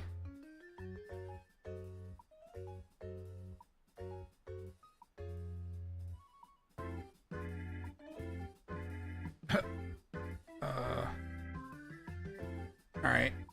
Hold on. Interesting.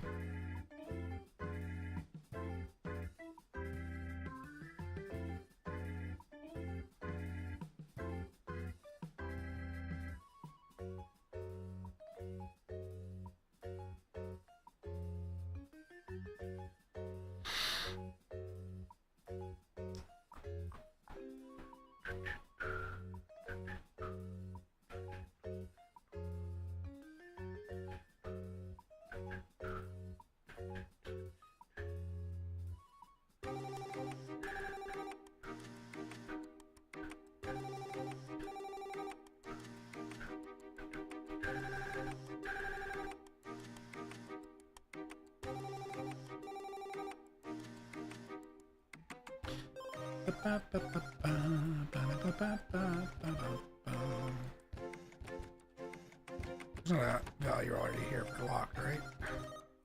No.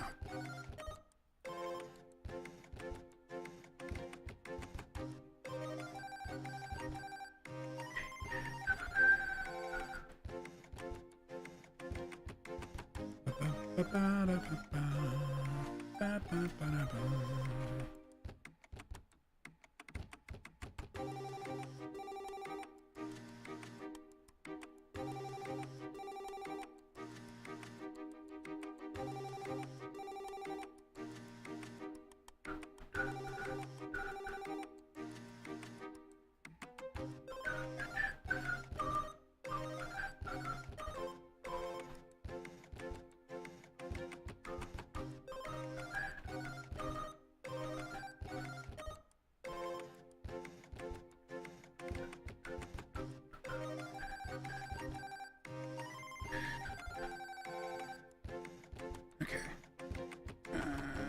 Branch.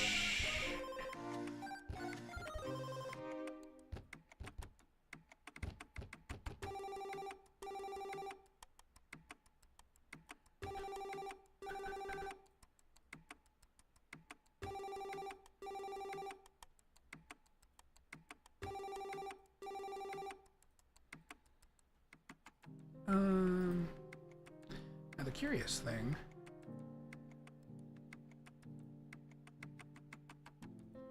I'll set those back to their default.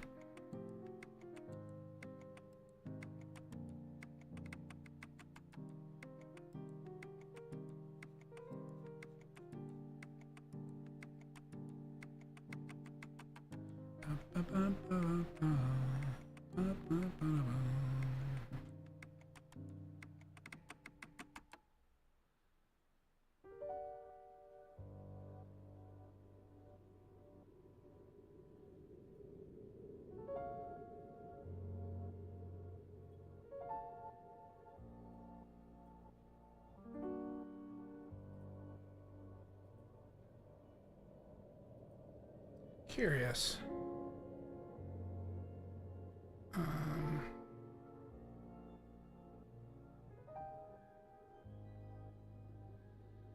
Why does that value suddenly not show up?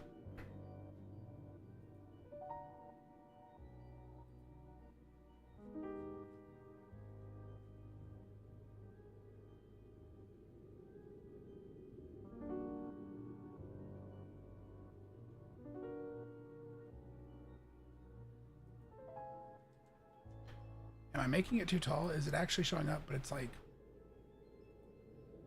somewhere ridiculous? Is that what's happening?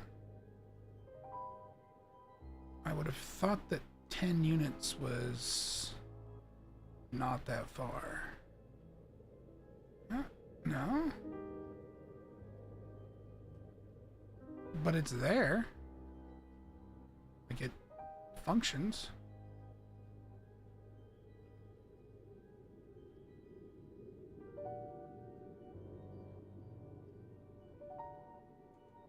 Okay. Weird.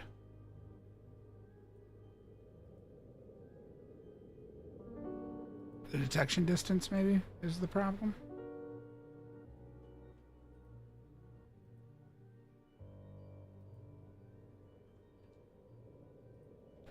Does -5 mean anything?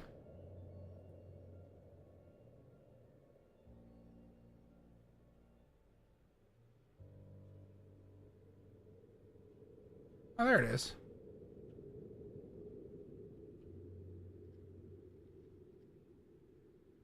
Then it goes away. No, there it is. I guess because it's delayed. That's strange.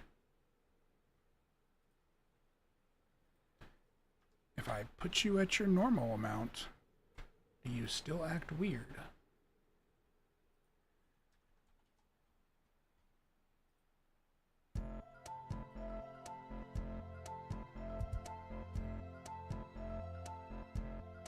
Oh, we're taking an ad break.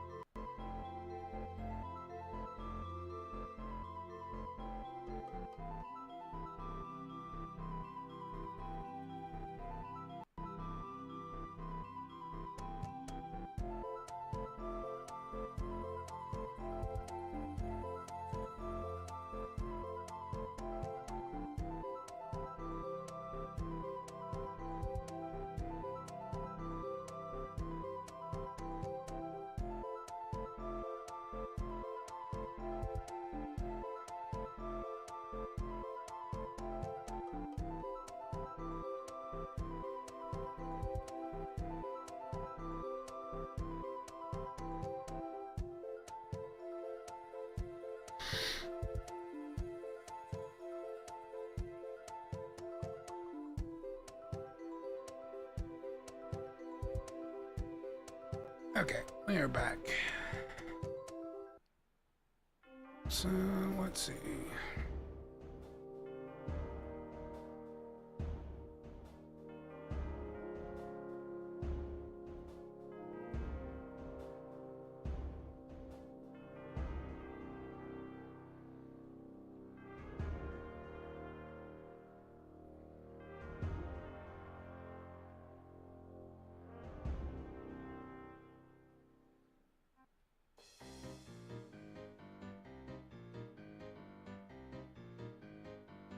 What? What causes it to come back? Alright. Is weird.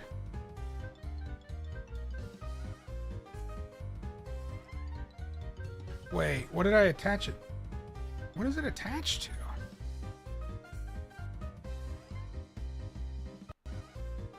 Nothing, seemingly.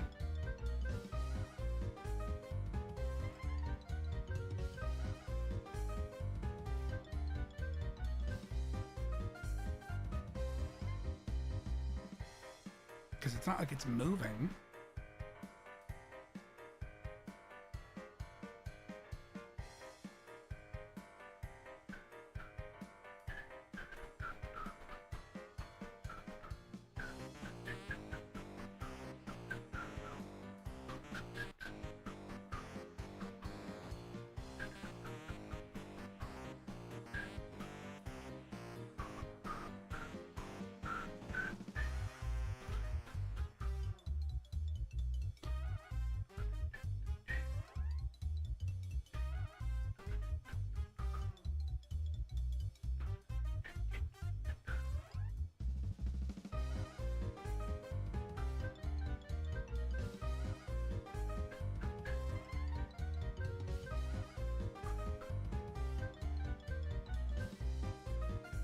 Oh wait, yeah, is there a cooldown thing? Is that what it is?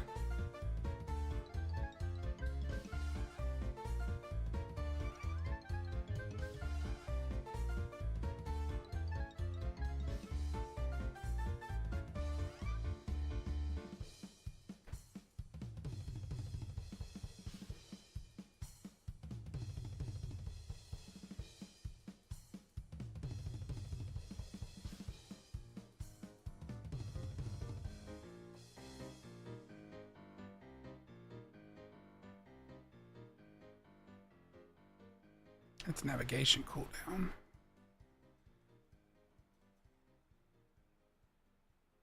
Interesting.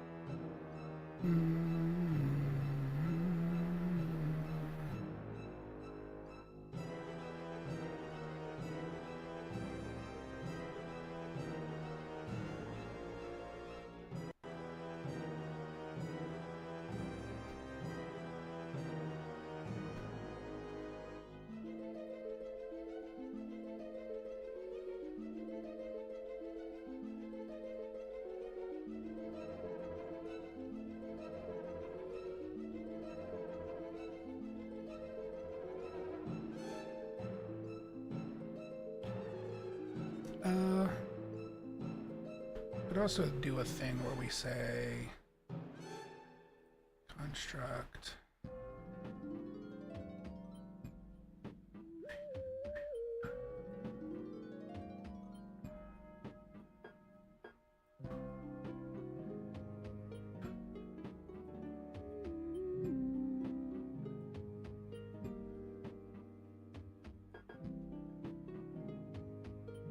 get is open.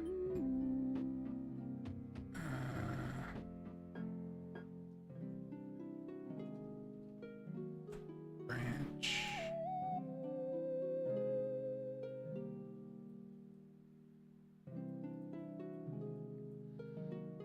And then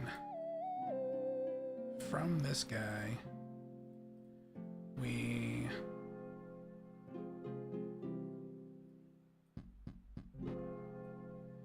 interaction text, right?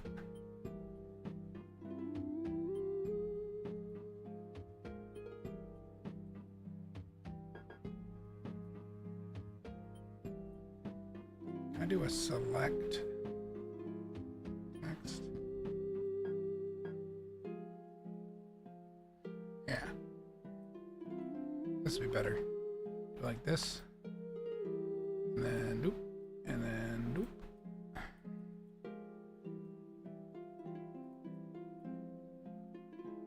And then if it's open, we say close.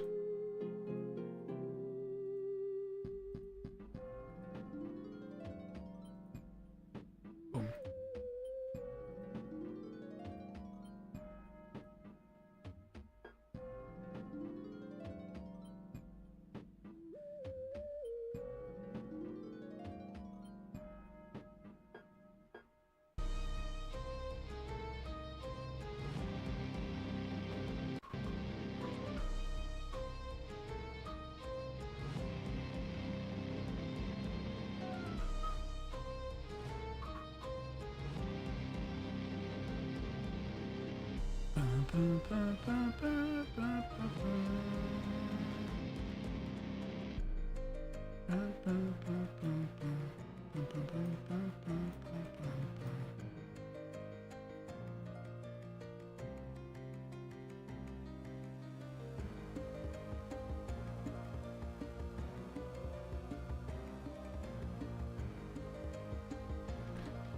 Let me do it like this.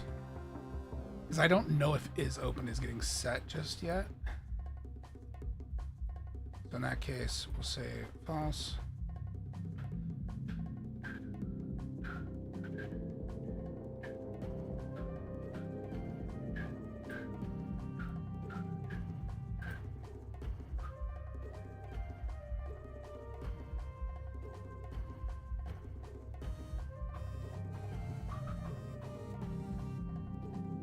Otherwise, we'll run it off of this.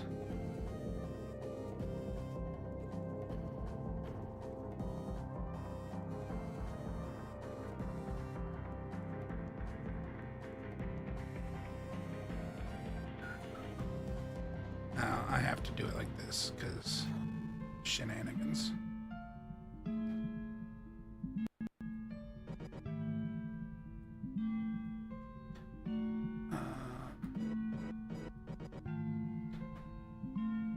But then also on the update doors,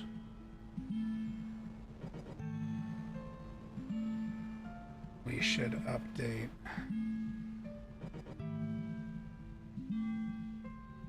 this guy.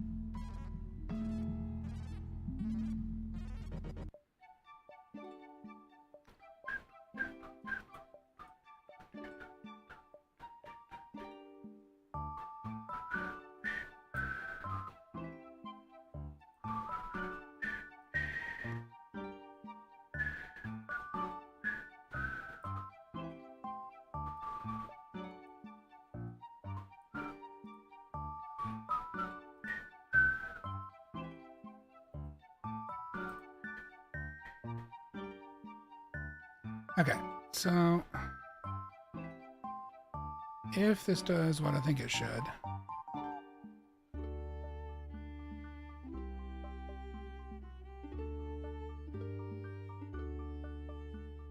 is it because there's a cooldown? Oh, well, that didn't work at all. You were supposed to change to say close.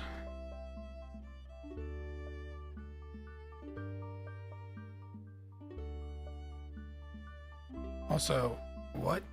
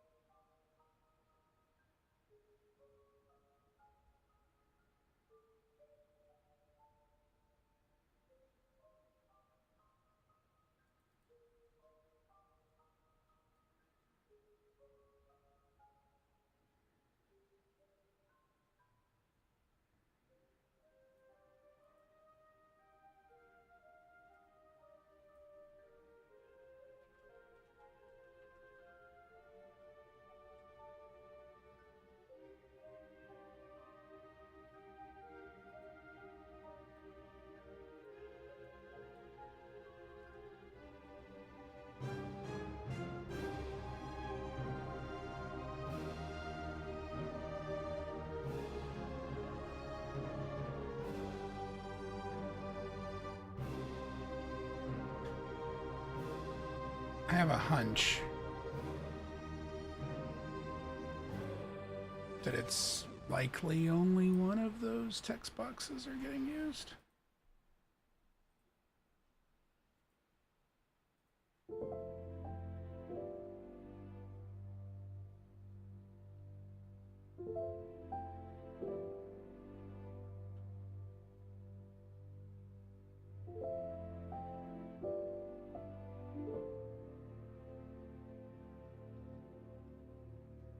Hello?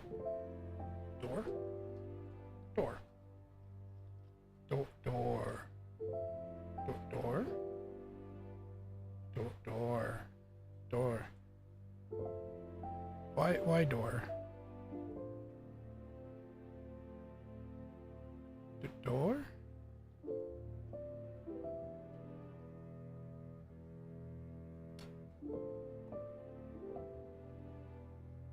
Door. Why door no work?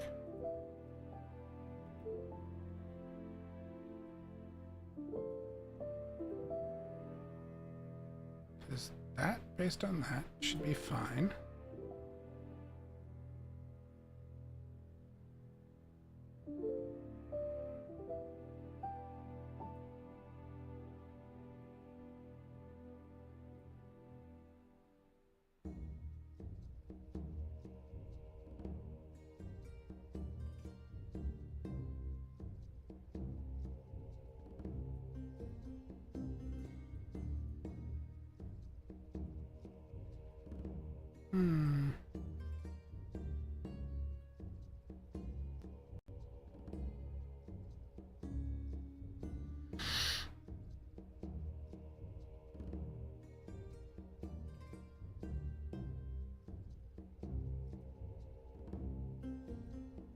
Well, they at least open, so that's a step in the right direction.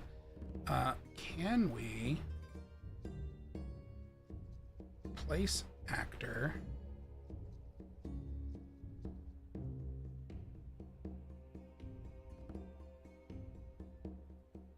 with a manual door? Yeah? Replace actor. Manual door.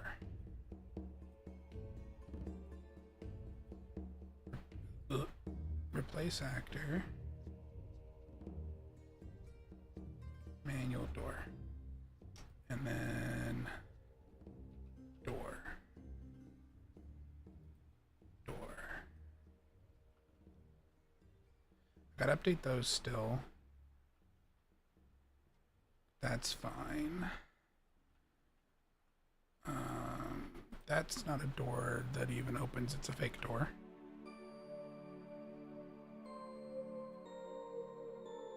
Replace manual door. Yes. And then duplicate.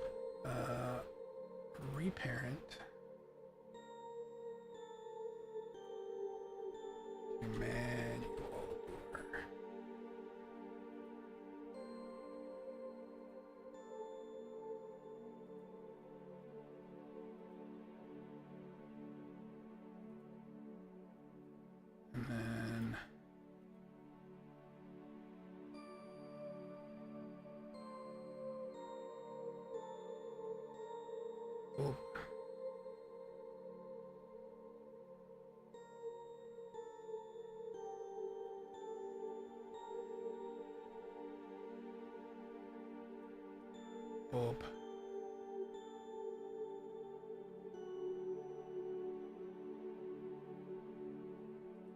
Oop. Get rid of this door.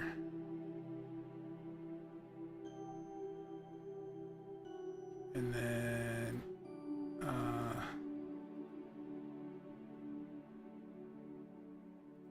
manual door.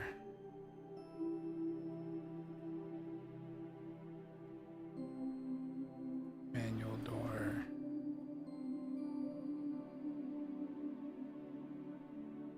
Manual door. Yes. Cool. Save. Turn that off. And then we can test.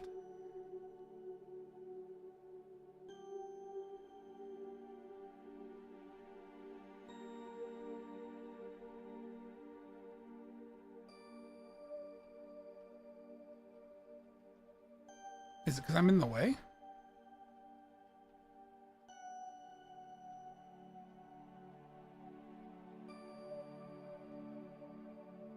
Why did I have to hold the button down?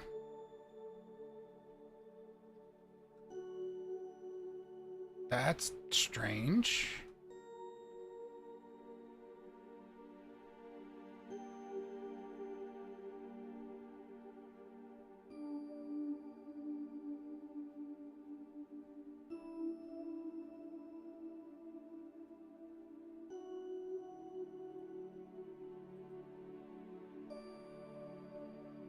Why did I have...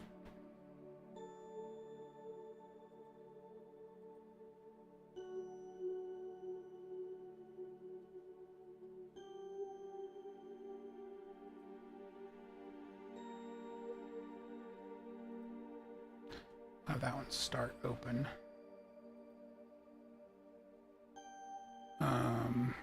Just for a little something to be different.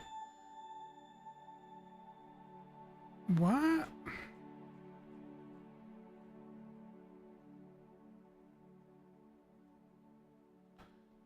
Why would I have needed to hold down the button?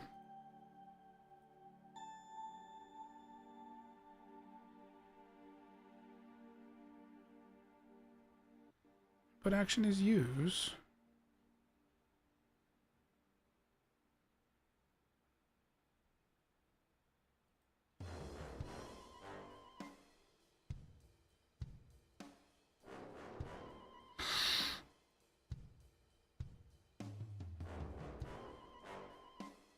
Interesting.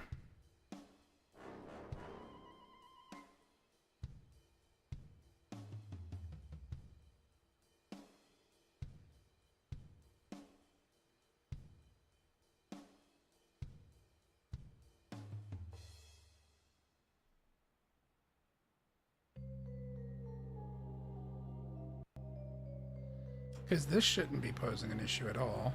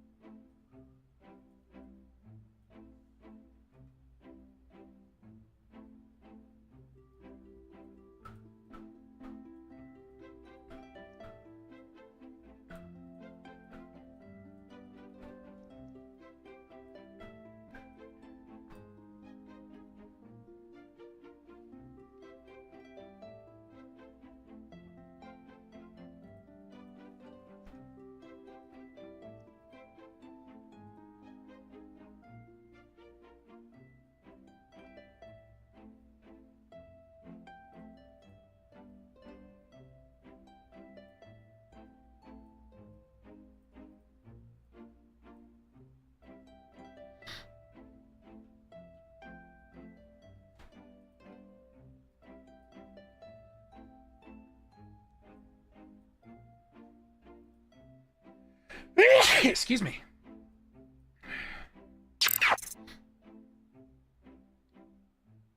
Oh, hello, Raiders. Pixel Tanuki. Thank you for the raid. Let's get you a shout out if this will work. My bot's not broken. Okay, well, one of them shouted you out. Dropping off the kids for their next game dev stream. Well, hopefully the kids are not rowdy. What were you working on other than game dev?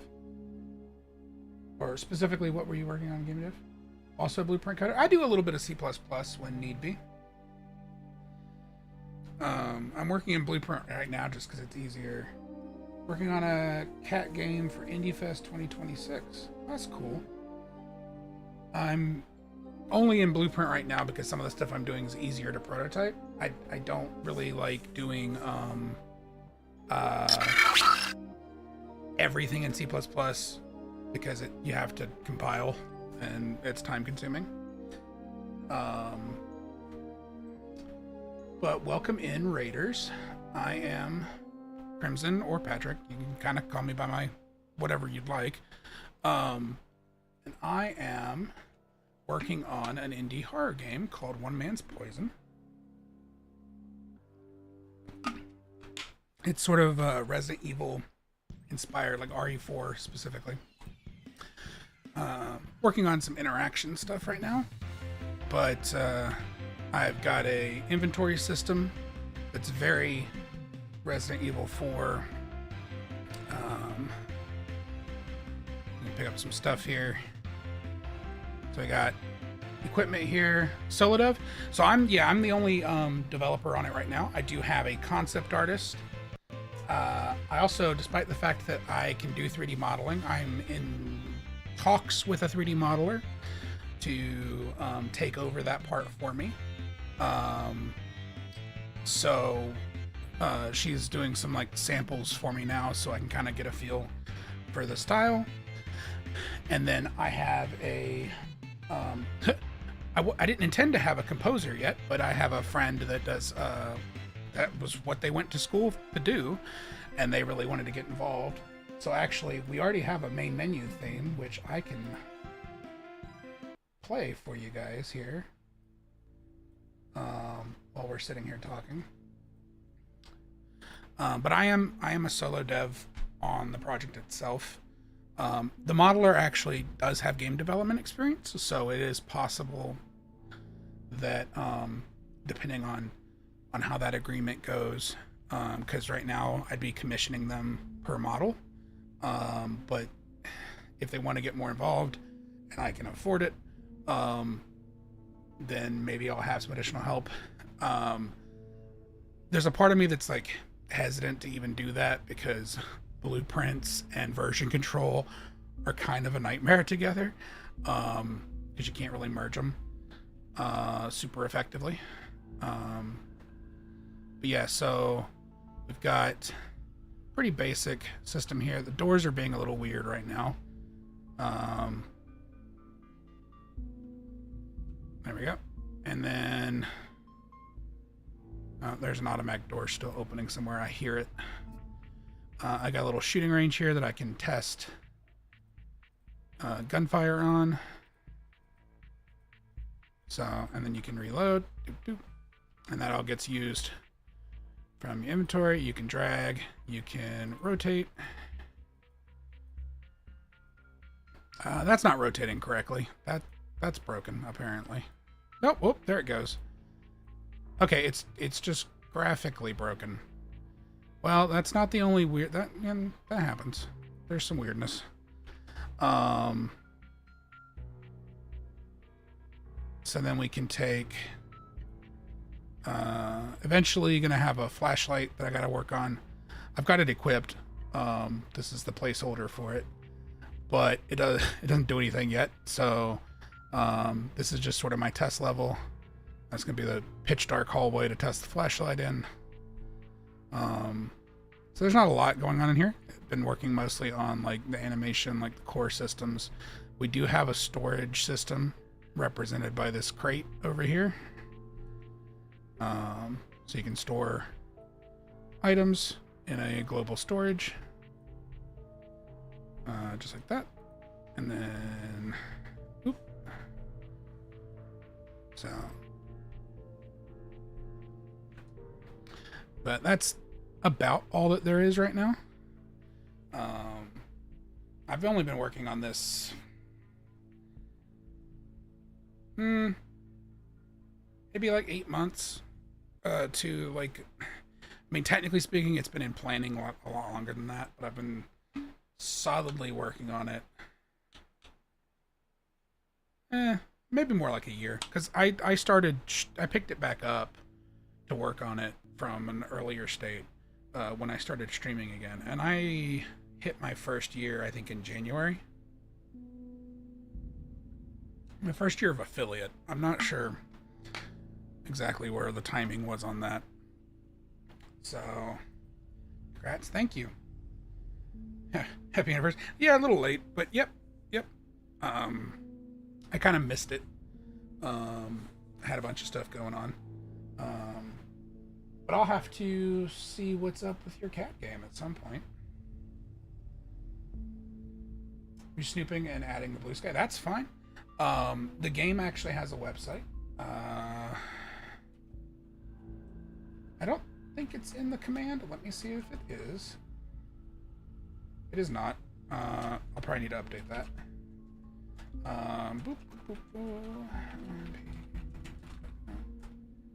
But the game has a website. I actually made the website as well. Because I'm a professional web developer during the day. So I do development during the day, and then I come home and do development at night. I don't know how to have a hobby, is basically what that comes down to.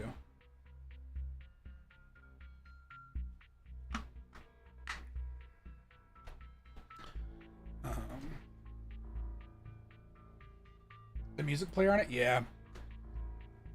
I really wanted to show off this music track. It's the only track we have right now. And it was, but I gave Starby, who is my composer, who is also a streamer. Starby, oops. Shout out Starby VT.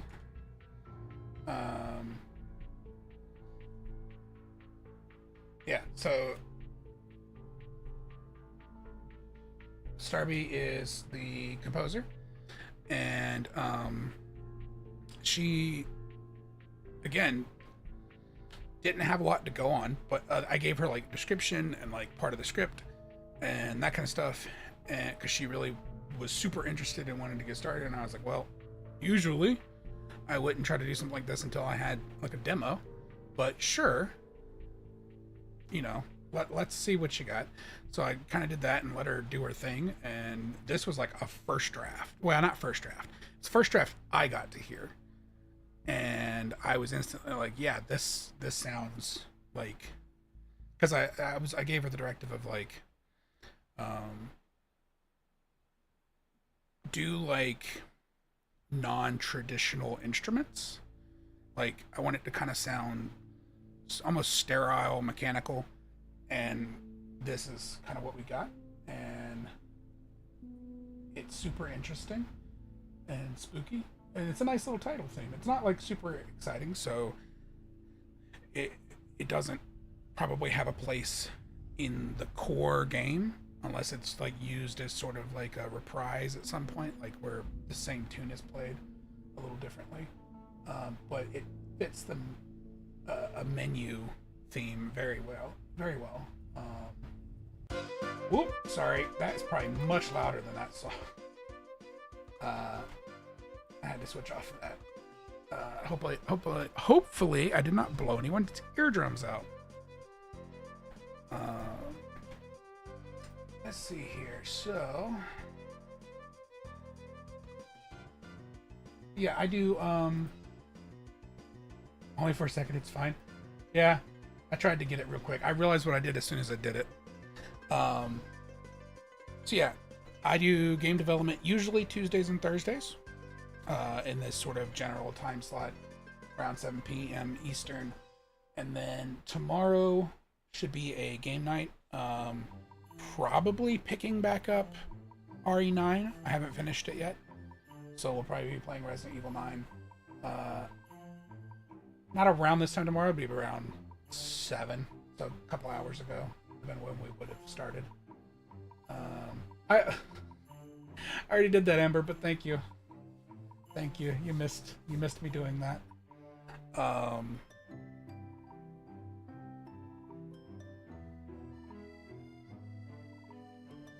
It's fine, Amber. You're busy. I know you are. I know you're busy. So, but yeah, so we do games usually on Fridays, and then this is what I do the rest of the week. I can show concept. Well, you've been on the website, so you've seen the concept art probably. But for anyone who is just in the chat from your raid and hasn't been to the website, telling me can't hobby exactly. I don't know how to not make something a job. We'll do it here. Yeah. So this is concept art for the main character of the game. I know it's not super big on screen, but I don't feel like downloading the file.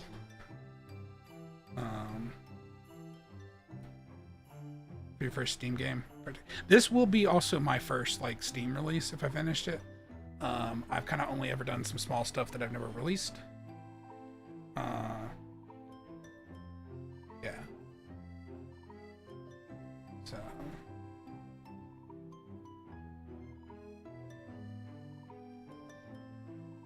But I'm working on trying to do more like devlog type stuff. Like I did a write-up about the inventory system. I am looking to do like devlog videos about it. And then big part of that though is just getting the editing done on that. We do have pretty exciting, I mean, again, I had no intentions of even thinking about voice actors or anything until after the demo was playable. But the Twitter algorithm, the one thing I can thank Twitter for, put me in touch with some some voice actors for video games, like professional voice actors. So we have Hayden Davio, and we'll say it's not confirmed because I haven't even officially cast him, but he is interested. We have Alejandro Saab probably playing the lead character. So horror games is always trying to have you. That's basically kind of what happened. So Hayden learned about my project through Twitter, and then we started talking, and they were basically like, yeah, I want to be a part of this. Oh, we have an ad. All right, well, I paused for ads. So if you are not in an ad, we're going to sit here and wait.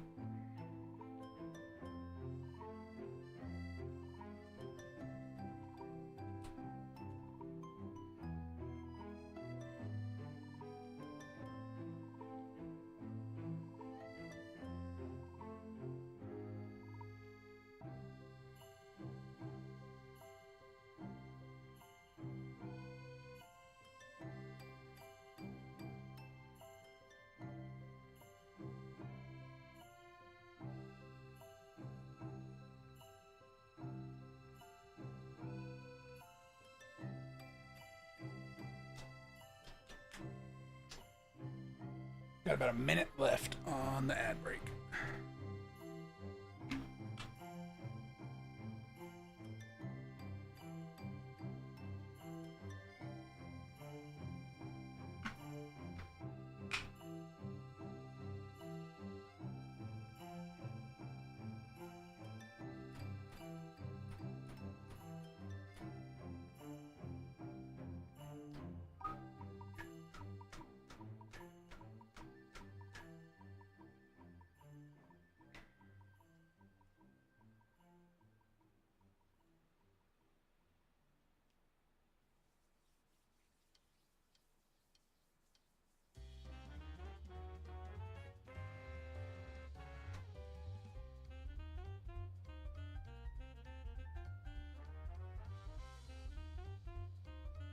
Okay, we should be back from the ad break. So, yeah. Twitter put me in touch with Hayden, who's a professional VA, does some stuff in like the Hoyoverse games, that kind of thing. And then they are married to Alejandro Saab.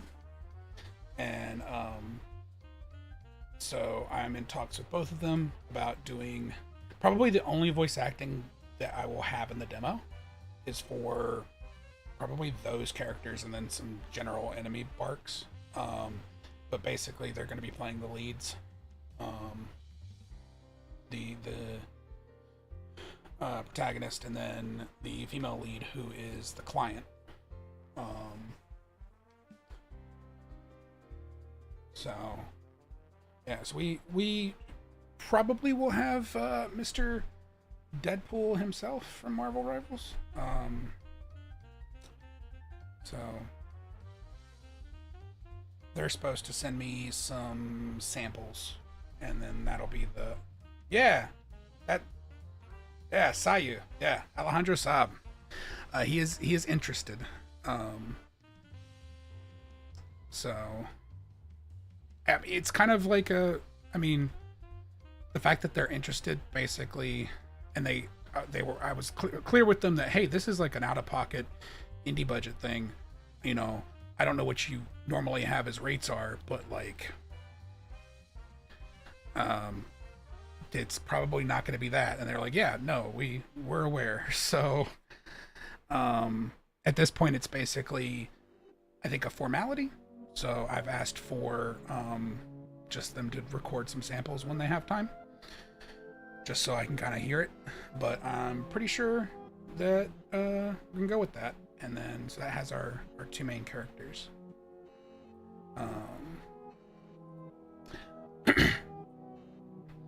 I had openly announced already that that Hayden would be doing the voice direction and the casting.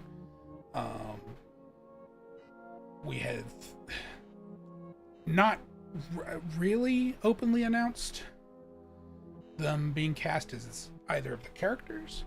I think I've mentioned it to a couple of my regulars, but I don't think I've actually like verbally said it on stream.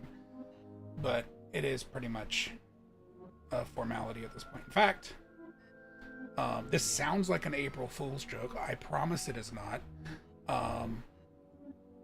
On April 1st, during my usual time slot, that's not usually a day I would stream, it's a Wednesday. But during my usual time slot, we're probably, Starby and I will be doing a collab with Hayden. Scylla is their streamer handle, Scylla Aria. We'll be doing a collab with them and playing Super Battle Golf, I believe. It sounds like an April Fool's joke. I promise it's not. But it was just sort of when it worked out. But yeah, Twitter algorithm. The Twitter algorithm actually did something useful for once. So that's pretty major casting as far as that goes. Especially for a little game that's like barely on its feet yet, not really even on its feet yet. Like I would say there's not really a game here yet. It's you can walk around and do some stuff. So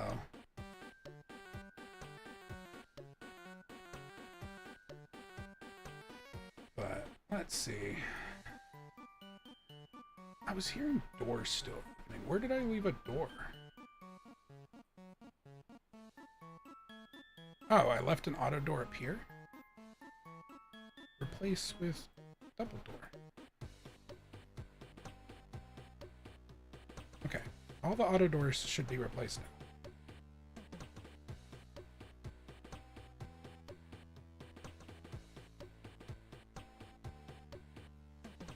Let's see. Am I hearing random doors opening?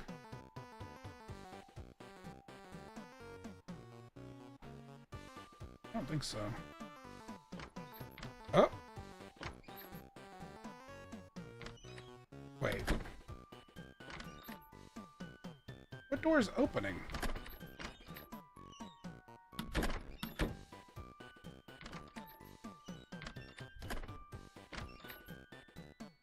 Did I not replace one of the door? Hang on. I don't think there's an invisible door. Hang on. Is it the bathroom? It's the bathroom. I forgot about the toilet stalls. The weird little bathroom I made. It's the toilets. It's the toilets. I forgot these were even in here.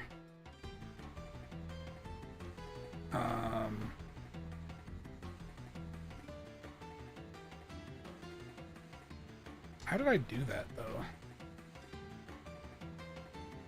Did I hide the door frame? Is that what it was?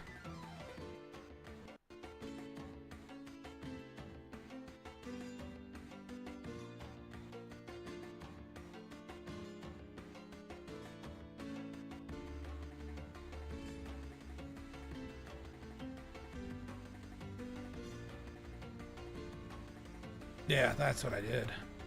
I hit the...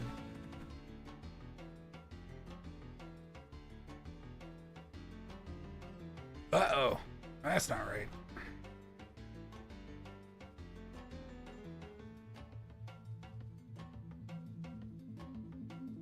What?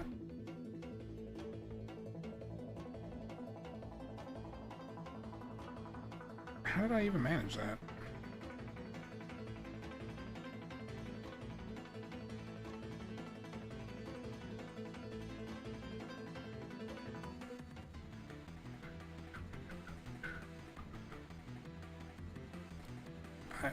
I'm a little confused.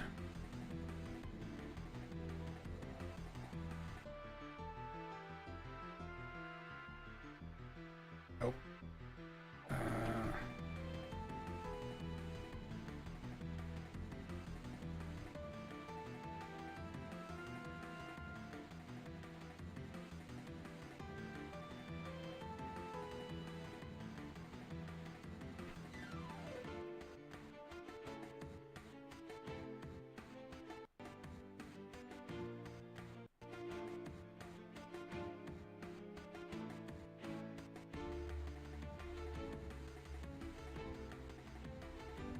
Hold on. No. Go in there. What? What are you on about?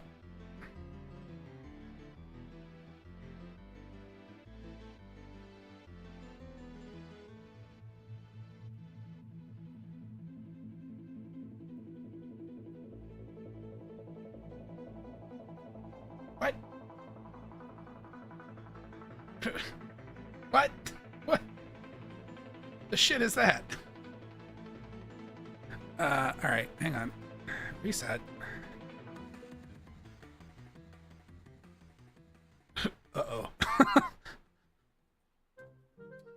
Uh-oh. Where'd it go? Alright. Cool.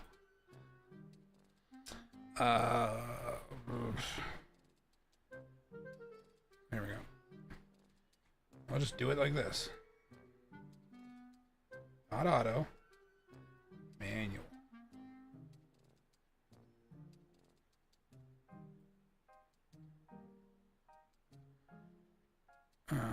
Rotate.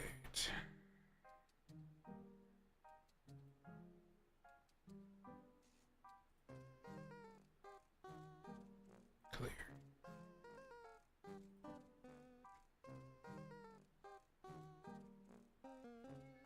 There it goes. Cool.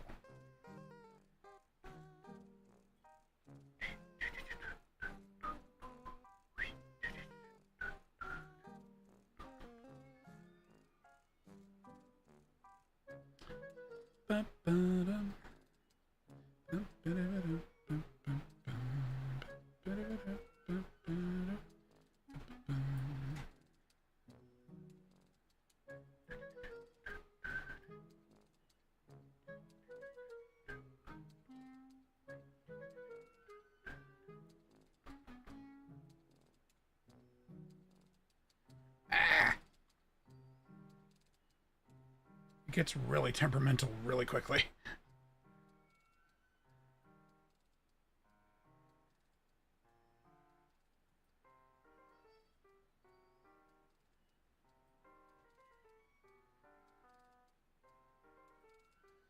It's a demo level. It literally doesn't matter, but I find it very funny.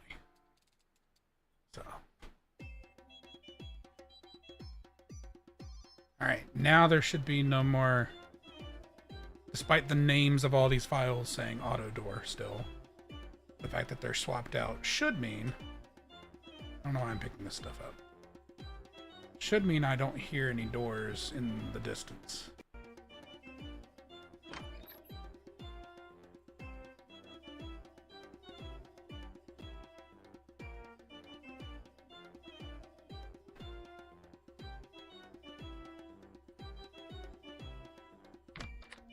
Yeah, okay.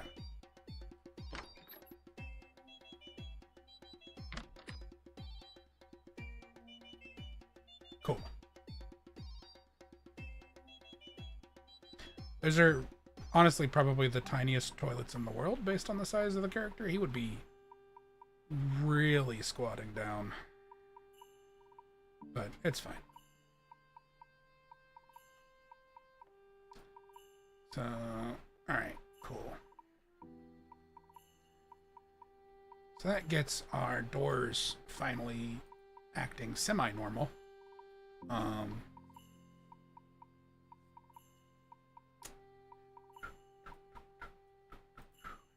do want to test something. I'm going to set that one as locked. And...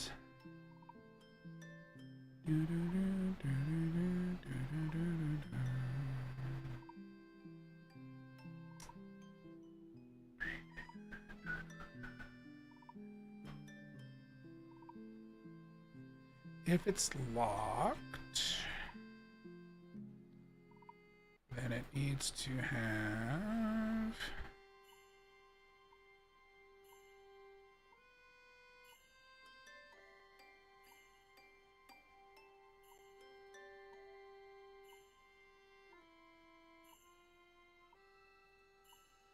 open inventory.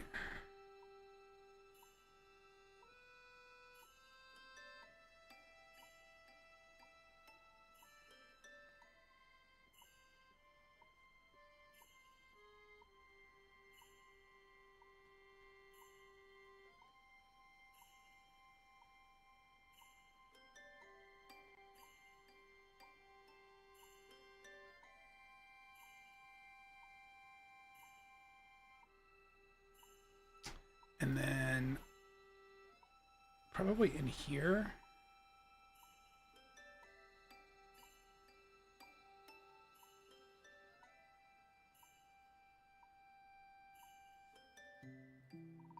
Be this one. If the item is selected and successful, then we can... Sorry, I had to take care of a tree. You're fine. I was fixing a weird problem. Why do my blueprints look different? You mean, why do they look different than yours? Like what you see?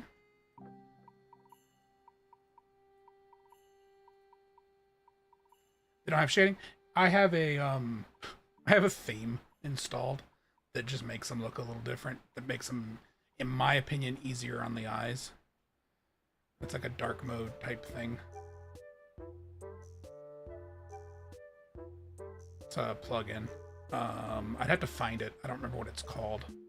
I think it's like Darker Nodes, I think is the one I have.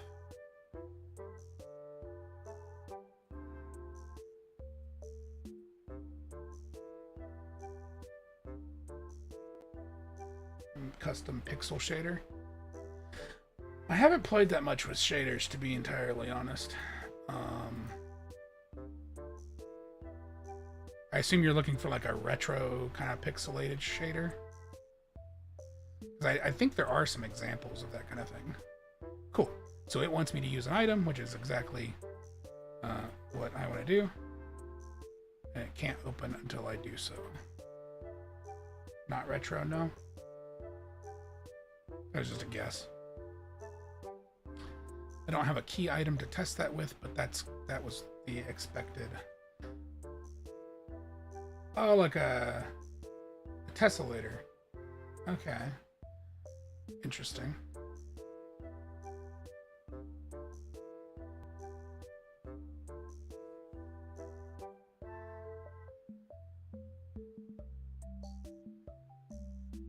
The YouTuber. Like Tesla. I'm not familiar. I would have to look that up.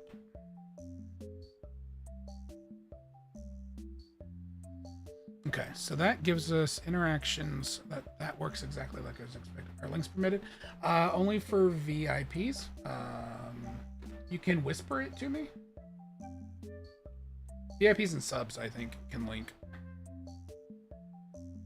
Yeah. Oh, yeah. If you've joined the Discord, I didn't know that.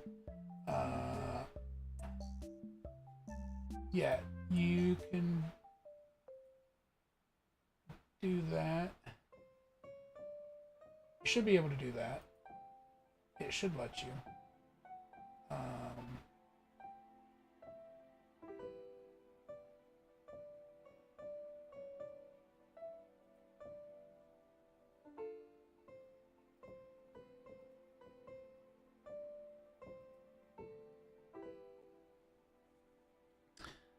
Since you are in the Discord, I just looked and it should have already, the bot should have already pinged you to do it. You'll want to go to the verification channel and react on that to get the verified role. Otherwise, you can't chat in most of the channels. It seems to stop most of the bots. You can see most channels, but you won't be able to say anything in the majority of them.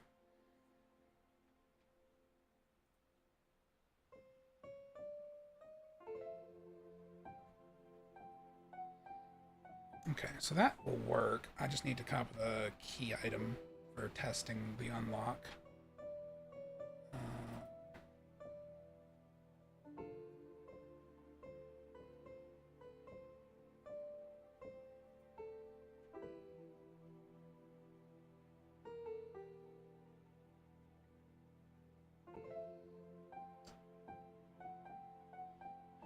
We have been live almost 3.5 hours. That's a little unusual for me during the week. Let's see.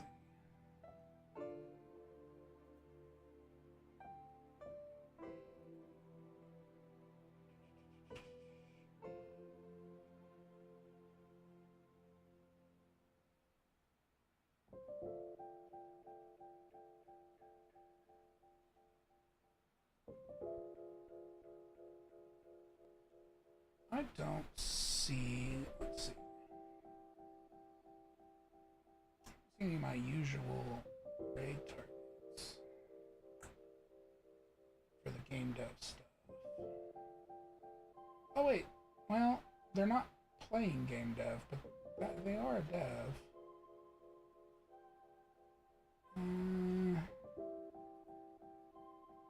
Oh, let me mute that. Let's see. That is a total tonal shift. We probably won't do that. Let's see.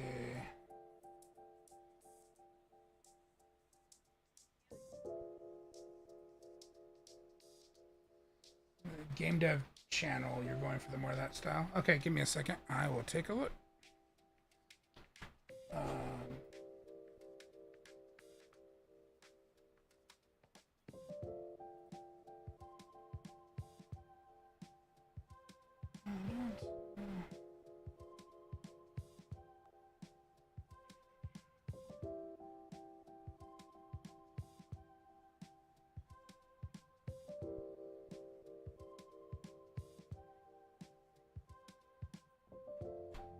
Okay, let me see. Game dev.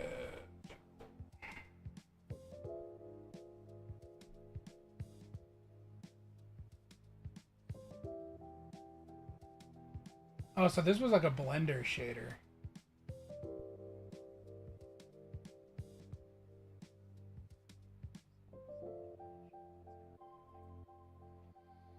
Oh, I see what's happening.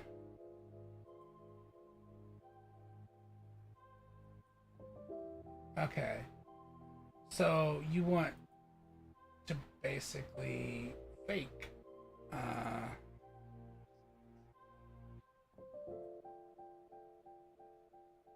You're basically faking pixel art with 3D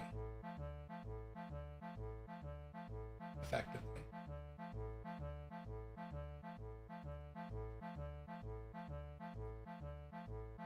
It does look like Unity. Well, I saw Blender at the start, so I thought they were doing it in Blender. But as I jumped ahead and I saw that they're doing it in Unity, that could be tricky then, especially if it was done in Unity.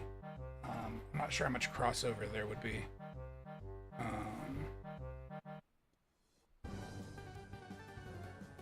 Interesting. Yeah, that is not my area of expertise. Um, honestly, like I started off as like a modder, and I did like character models and stuff for some of the old Star Wars games. Like that's where I learned a lot of stuff. So he doesn't know Unreal. Yeah, Unity Cutter. Yeah, so I used to make mods for the Jedi Knight games. Let me see. JK Hub? Is this still a thing? Is this community still a thing? Okay, looks like it's still a thing. Let me pull it up over here. We'll see if we can find some of my stuff. So I think this is one of the few active communities for these games still. I was a mod here for a bit, but I used to make mods for these games.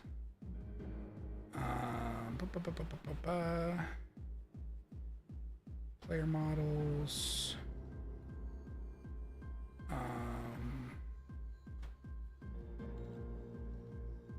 Files. We just do by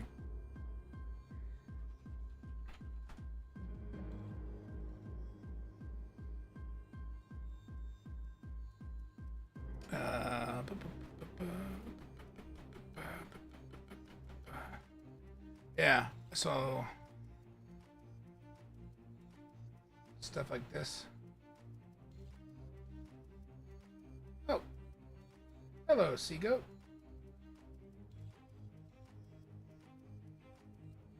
Welcome in.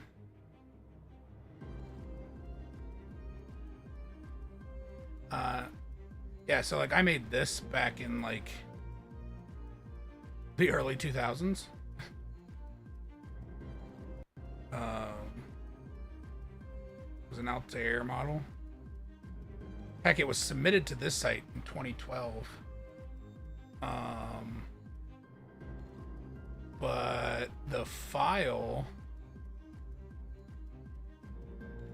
itself is probably 2008, if I had to guess. It was probably when it was originally made. Unless they backdated this. This site hasn't been around since 2012.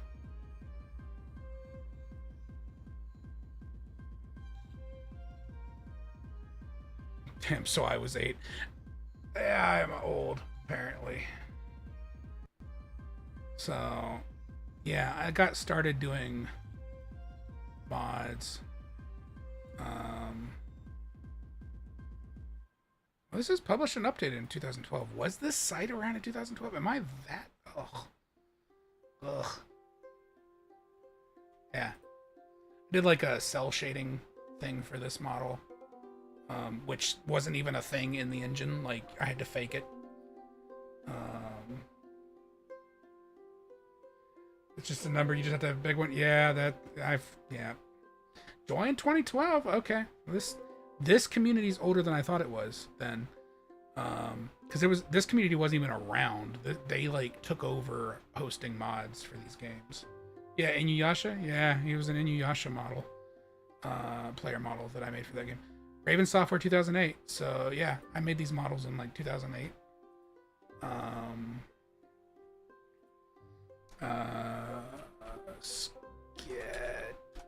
Sketchfab.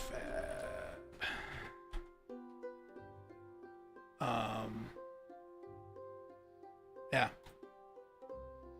This was gonna be a character model, and I never put it into the game. But I made this. So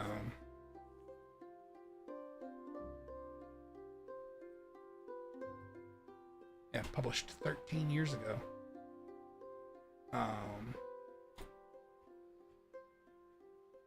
So yeah, I used to do a lot of like lower poly 3D modeling. So originally I was going to do all the 3D modeling for my game. But it came to my attention that the more time I was spending on that, the less time I had to spend on everything else. So I did some hunting around, and I found someone I could commission to help me out with that stuff that we'll probably be doing. Sci-fi gun? Yeah, it was a Mass Effect gun. It was the M8 Avenger from Mass Effect.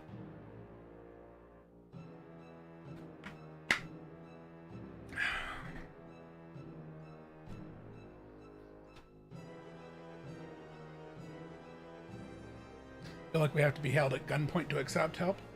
I mean, that's probably somewhat true.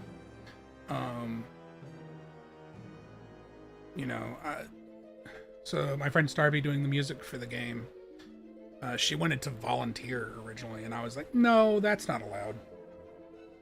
I'm not letting you do things for me for free.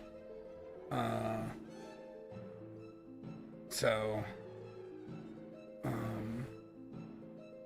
you know, it's kind of one of those things, just like learning to accept help, but also like learning to at least do things fairly and make sure that people are still getting compensated. And that's the other issue. It's like, even once I realized, okay, I should start getting help, it's like, oh, but can I afford to get help? Because help shouldn't be free usually. So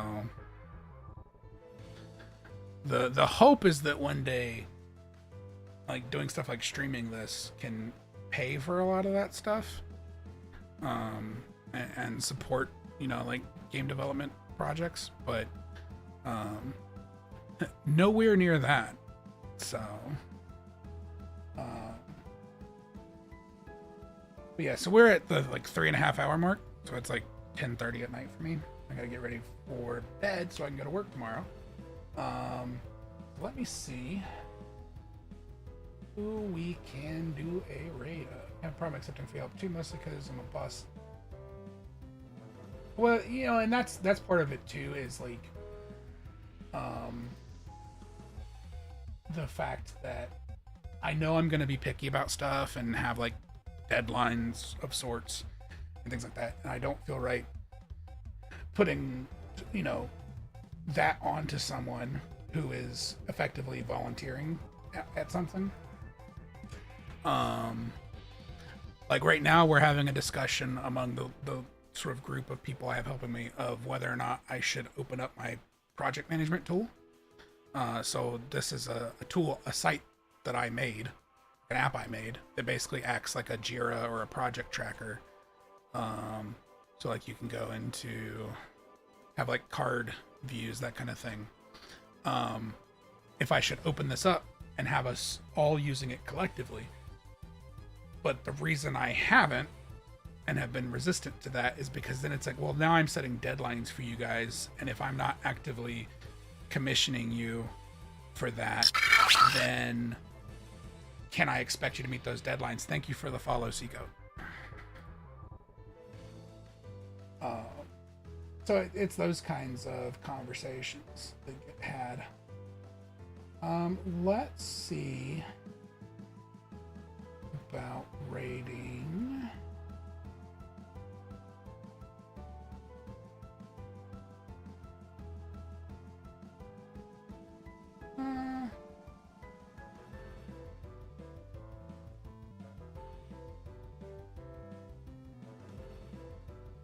None of my game dev peoples are online right now, so I think we're gonna raid into